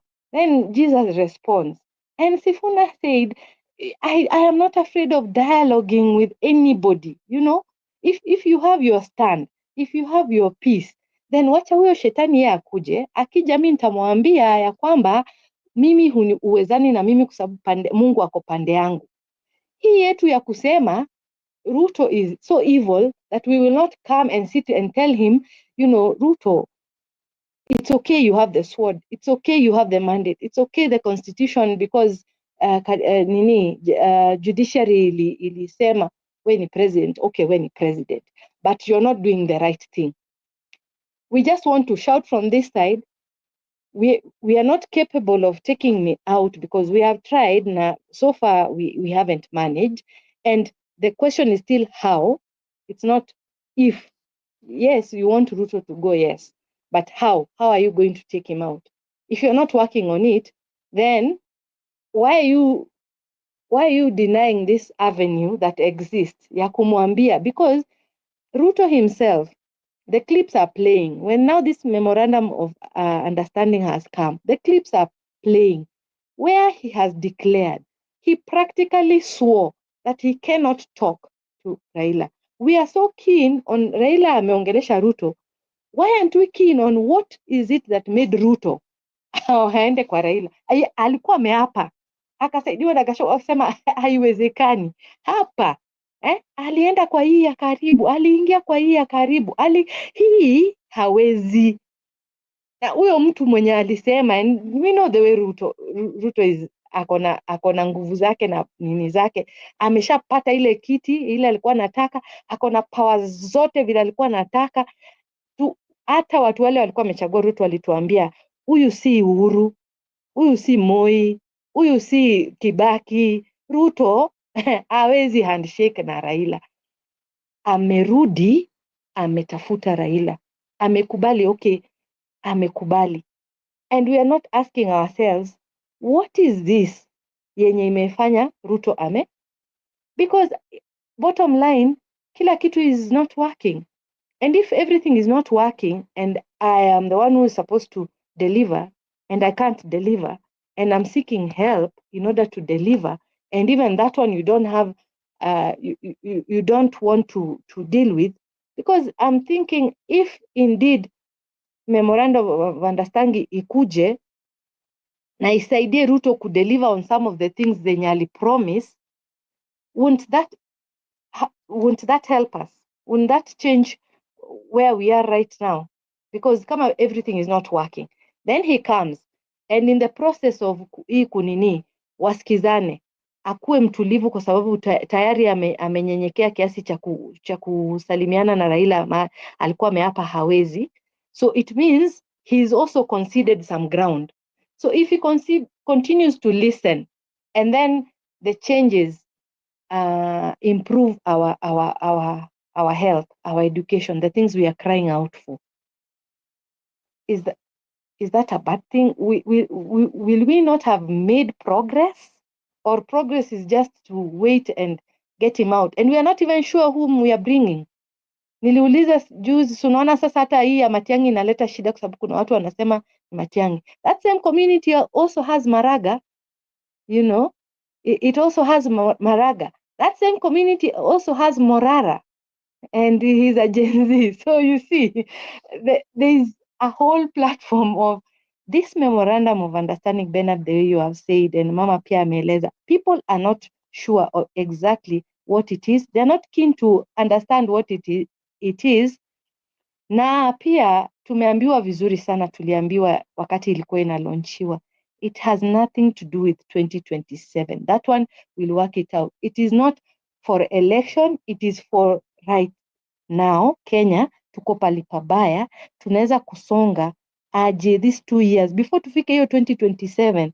Tutaenda na hii tu sha yenye ifanyi kazi, tutaenda tu na kurabish what the Auditor General is saying, and controller of budgets tutamshutumu tu, ama we will make changes for now, even as we think about IEBC na vile tuta win kura 2027, na vile tutachagua mtu wa maana, na sio mtu mwenye tunapanish Raila, tunapanish Ruto, tunapanish Luos, tunapanish Kisii. No, we want to vet, we want to recruit kama vile HRs wana recruit mtu ambaye amequalify, so that, you know, if there is an error, it will just because they are human beings, but performance at least atacheza kwa 80, kwa 90%, sio 10-5. Sasa I think that is where hii mambo ya kurubbish, ati ukisema huyu ni adui, hautaki kumuongelesha, hauwezi kumpiga vita, hakuna namna, and you want that stalemate to continue inevitably. Yani the near foresight, hatuoni kitu tutafanya, but tumekasirika na kitu yote yenye inaweza kufanywa. I think that is not helping us. Wacha tu tuongee tu na huyu shetani, tumwambie mahali sisi tumesimama, alafu tuone kama Mungu kwa sababu ako pande yetu tunaweza ku overcome. But hii ku write off na kusema hatuta nini, hata Mandela hangetoboa kama labda hangekubali kuongea na kina de Klerk na kina the Bothas of the day. We have to think of the bigger picture, because war does not help us. Kama tukingangana ati lazima tumtoe kimabavu, we don't have the muscle. Hakuna Hezekiah Ochuka mahali ama Ibrahim Traore, hatuna. So if that person is not there, ajitoe mahanga aseme yeye ndiye anaenda kungangana, na sisi wengine we only have this constitutional means to do it, and maybe the street. Now the street, which is our biggest power, haijamobilize everybody. People wenye wanatuambia sahi hawakukuja, kama tungekuwa 1 million strong, hata Ruto angeogopa tu na aondoke. But that is also not something that Kenyans are doing. Hatukuji wote pamoja tukaenda kwa street. Hata Gaitha wameitisha kesho. I don't know how many people will show up. How many people believe that he is capable. So I think tufike hapo tuseme, mimi vile naona sometimes the one thing that you rubbish ndio inaweza kuwa solution yako. Watu walichekelea David na mawe yake na sling, but it is the one that slay Goliath. Thanks, Bernard and Mama Selina. Thank you, Fra. We appreciate that. And Kenyans, please, let's take notes and apply wisdom.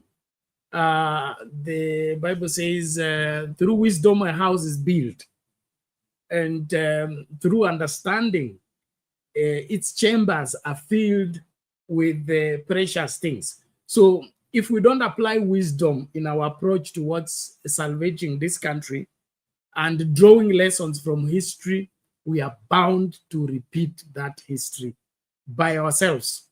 I remember when we were just before the 2022 elections, we had a debate here, and we were talking about different constituencies, okay?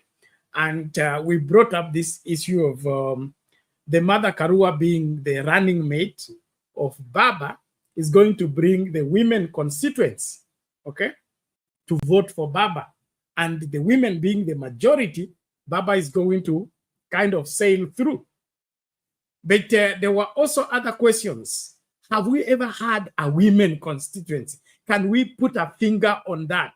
Or we just saying because women love her and she's a leader, so they will just follow? But what happened on the ballot? Now, I'm saying that to bring this in. Do we have a Gen Z constituency? Can we put a finger on it? So the assumption that if we make so-and-so a candidate, all the Gen Z are going to vote for this person. Where are those Gen Zs? Okay? What is their demographic in the Kenyan politics? So you see the kind of assumption we are making is that tukimfanya Matiang'i candidate, all the Gen Z are going to vote for Matiang'i, and the Gen Z are 9 million, and he will win. That is just assumption. It's theory.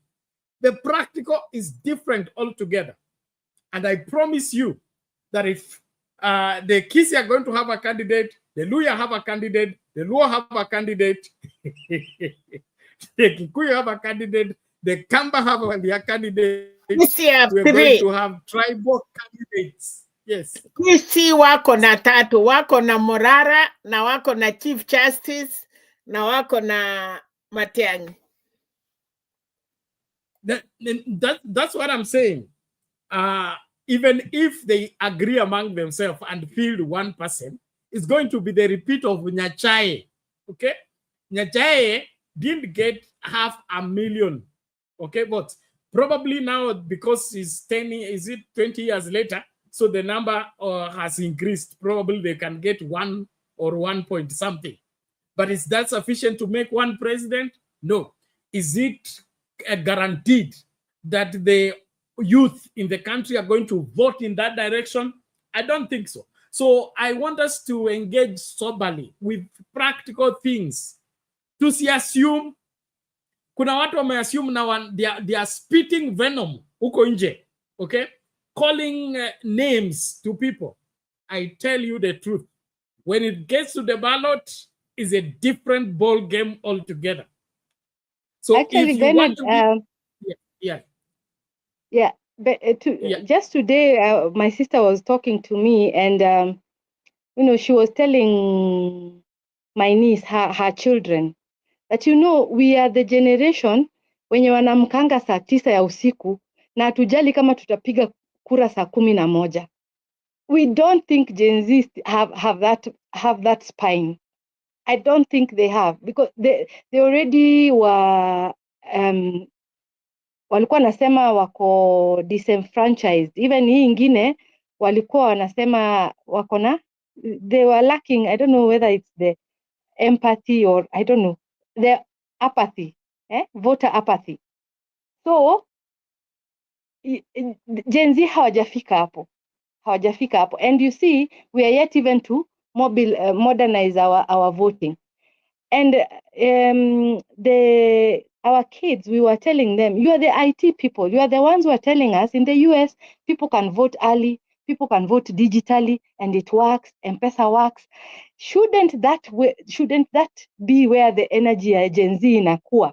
That tutaondoa hii kura yetu ya kitambo yenye mimi nimepanga line from saa 9 nimepiga kura saa 5 mchana, na hiyo kura yangu bado I am expected to protect it. Unajua kura I'm supposed to protect it. I don't know what IBC are doing. Ndio mimi bado inasemekana, unajua ukipiga kura protect your vote. Once you have protected it, tumepiga kura 110 za Raila, 0 imeng'olewa, amebaki na 11. Haya, kura zingine zimetoka kwa fake polling station, kwa shule yenye haiko, kuna signboard and there's no school. Unaona? So and then Kamago ako pale ana add votes, and then still kura inaenda vile. The Gen Zs, that is where they should concentrate the energy. The wizards, these keyboard warriors, these ICT gurus, huko ndio wangetuambia kama Kenya tunaweza fika, because we are being vouched as one of the biggest, ICT tech.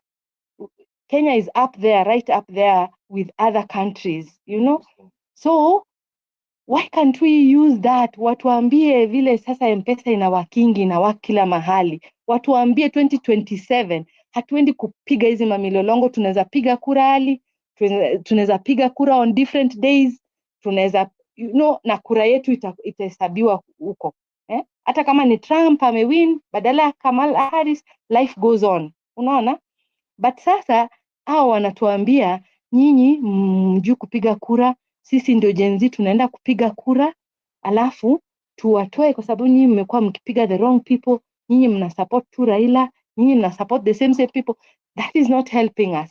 Waende wa make sure this thing can be as technical as possible, so that hakuna 110-0 ikivutwa mtu anabaki na 11 badala ya 110 votes.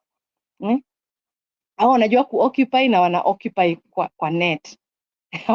Physically walishindwa hata leo hawakuweza kuoccupy, because even as you plan and Gaucho hata aliuliza, na mama nilisikia hapa akiuliza, hawa Gen Z, mnajua Gen Z wote wako na morara ama Gen Z wote?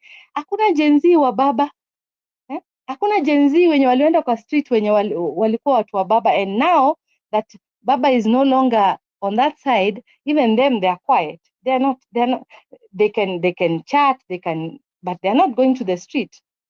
Yeah. So I think that is what I wanted to add.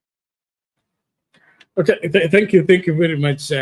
And let's see how it plays. It's a few hours to daybreak, the public holiday, how it will play. Nani hapa ametuambia Gaido is not Raila. I agree with you 100%. They are not even in the same class.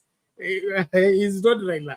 Let's see how the holiday will be tomorrow. Then, of course, we'll be meeting here in the evening to analyze on what went down. But let us, as Kenyans, work hard. Fra has brought a very important point. Gen Z, kama mnataka kuwa sehemu ya mabadiliko, mkue kwa parliament, kuvet wale ma IBC commissioners, wasikue vetted in your absence. Kama uko na information, si ndio mna hack information ya Swago, hack information ya yule mama alikuwa kwa Supreme Court, na wote ambao eligible candidates wametangazwa kwa gazeti. Hack, let us have credible information kwamba Swago is corrupt, he should not be a commission. If you're doing that, you're helping. Lakini kama wewe uko tu hapa kupiga mdomo na kutusi na kusema unaenda kubadilisha, I promise you, you will be worse than where the rest of the people found themselves, those that went to agitate.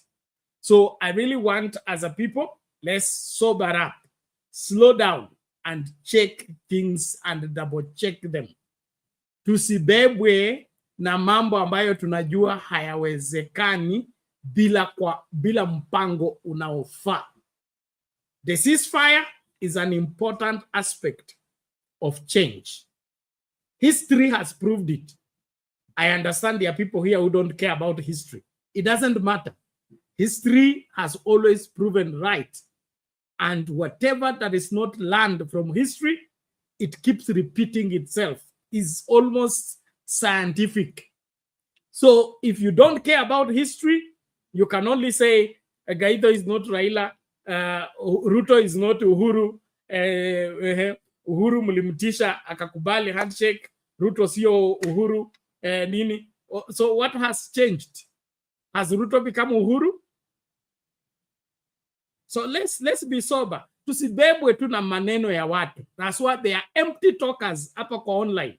Empty talkers. All they do is run their mouth. Ikifika practical, tuende kufanya practical, you won't see them. They can call people names, call people everything, but let's go and do it. You won't see them. So let's sober up even as we wrap up the conversation today. But I want to remind us we should pay our bills and then, of course, support Frank. Frank went for a burial in the village and was supposed to come back today. He's on his way. Coming back, I think, atafika asubuhi. They lost a relative, so they traveled na Shosho, wako Ushago. I mean, they are coming back from Ushago, so he will be resuming classes in this place as I think by Tuesday. So I want us to support Frank, support the channel, tusichoke kufanya hivyo. Wale ambao wanataka kupiga mdomo ya kusema watu waende kudemonstrate na wao demonstrate, Frank is a victim of demonstrations. He took 6 bullets on our behalf. We should feel indebted to him and give him the support required. But ikifika hapo, kila mtu anatoroka. I find it very, very hypocritical that huyu kijana ambaye tulichochea akaenda kwa maandamano akakula risasi 6. Hatutaki kusikia story yake. Tunataka wengine waende wakule tena risasi, sio? Bernard, that makes us irresponsible. Reverend Lala anasema connection yake Jamaica ni mbaya, labda umpatie kabla hajakatiwa tena. Sawa, thank you. Ako Jamaica. Karibu Dayadi. Lala. I think I may not be able to stay with you long. I'm here in Jamaica and reception is not very good. Otherwise, I would have shared a little bit of this land, how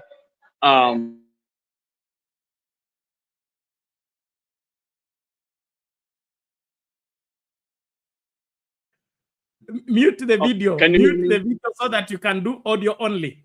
If the network is low, mute the video so that we can do voice only. Yeah.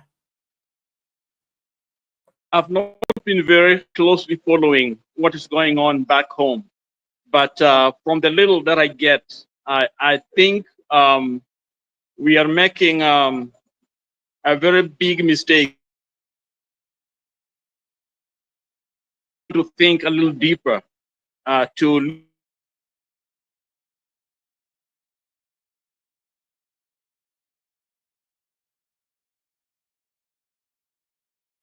kill James.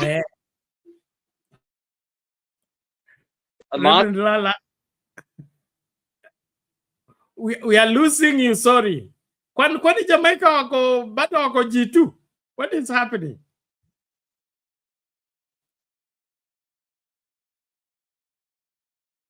When actually what happened is that a lot of things converged together.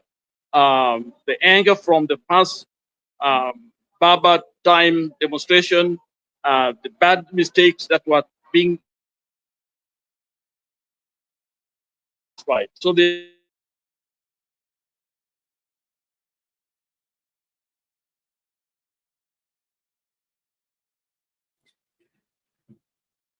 is. Sorry. Reverend, we have a problem getting you. You are breaking, go silent, and then come back. We are losing words in between.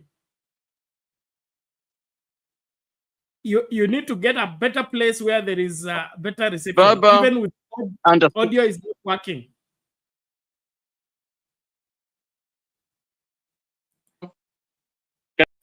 Oh God. Sorry, Reverend Lala. I think you, unless you get a better place, the reception is very poor.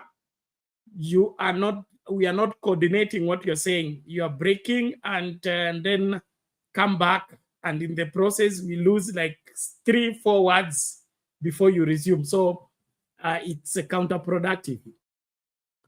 Sorry about that. Nafikiria uchukue muda utafute mahali ambapo panafaa, and that means you will join us for the next show. In the meantime, I want to appreciate all of you for believing in Sound Candy Talk, supporting Sound Candy Talk, and participating in the show. Thank you very much. But please let us be agents of soberness, agents of proper, practical approach towards solving our problem. Let's not rubbish everything without checking what is all behind what we are rubbishing. The Bible says only a fool answers what he doesn't know. That's Bible. He answers what he has not heard. Okay? Have you had a conversation with somebody and then he cuts you because he thinks he knows everything you're going to say, and so he responds? The Bible is against that. What I want to encourage us as Kenyans is how Gen Z wakalishwe chini tupatie roadmap. Okay? By now wangekuwa na register. Okay? From June 2024 until now, ungekuwa na register ya Gen Z. Wako wangapi kwa kila constituency? Tuna constituency ngapi?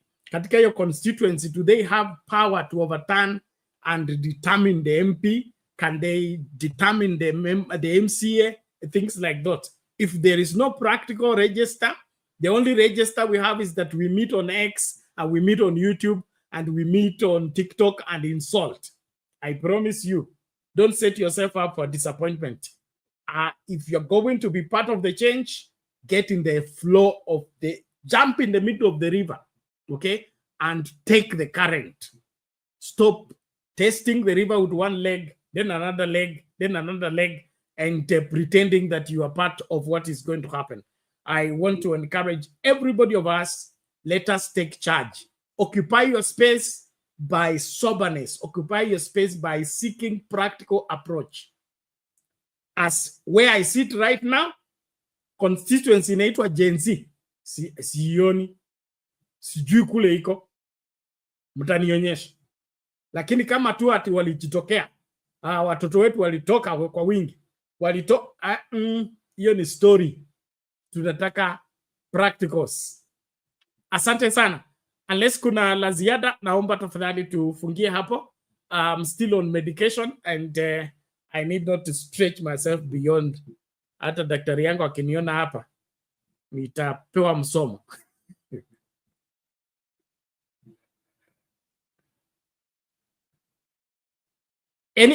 Kuna la ziada mama ama Furaha tung'atuke? Okay, thank you very much. So, ladies and gentlemen, let's be on the phone. Yeah. All right. Furaha, you are saying?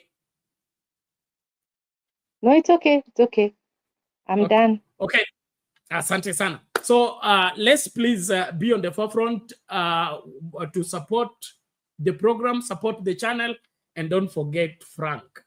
Frank is now Sound Candy Talk son until he graduates and able to run his business. He is our responsibility. Let's do our very best to ensure that hakuna story ya kufungiwa nyumba, hakuna story ya kulala njaa.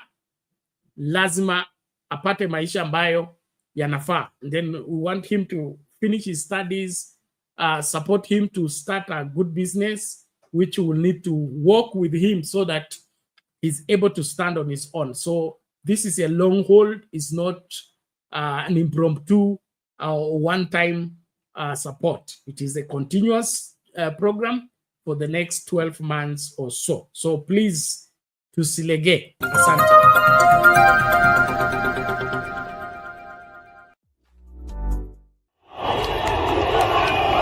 But the unthinkable happened. Police opened fire on unarmed demonstrators, killing over 20, injuring many, and leaving others unaccounted for.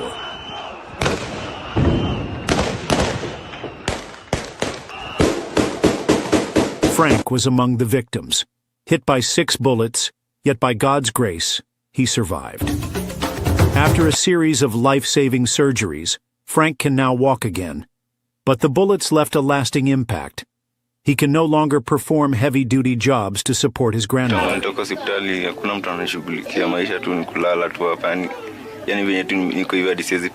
And their iron sheet home, deep in the slum, is inaccessible by vehicles. In case of a medical emergency, help is far out of reach. To make matters worse, the slum is plagued by insecurity, with daily cases of muggings and robberies. Despite all these challenges, Frank dreams of finishing his education, learning a trade, and building a better life for his grandmother, the woman who has stood by him through every storm. This is where we need your help. In the short term, we aim to move Frank and his grandmother to a safer home where they can access medical care and live without constant fear. Long term, we want to support Frank in completing his education, learning a profitable skill, and starting a small business. I've faced so much, but I'm still standing. I want to work hard, take care of my grandmother, and make her proud. I just need a chance. You can be the change in Frank's life. Every contribution, big or small, will go a long way in helping this brave young man and his grandmother rebuild their lives. Let's come together and help Frank fulfill his God-given destiny. God bless you. Send your donations to Sound Candid Talk, support Frank Okoth account. The link is in the description below. Together, we can make a difference. Don't forget to subscribe, like, share this video widely, and stay tuned for more inspiring stories on Sound Candid Talk.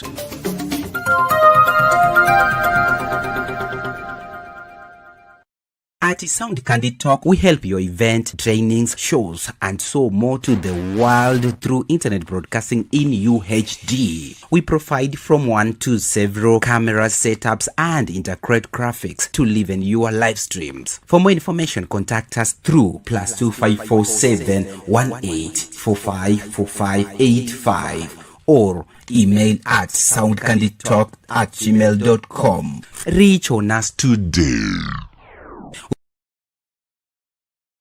Thank you.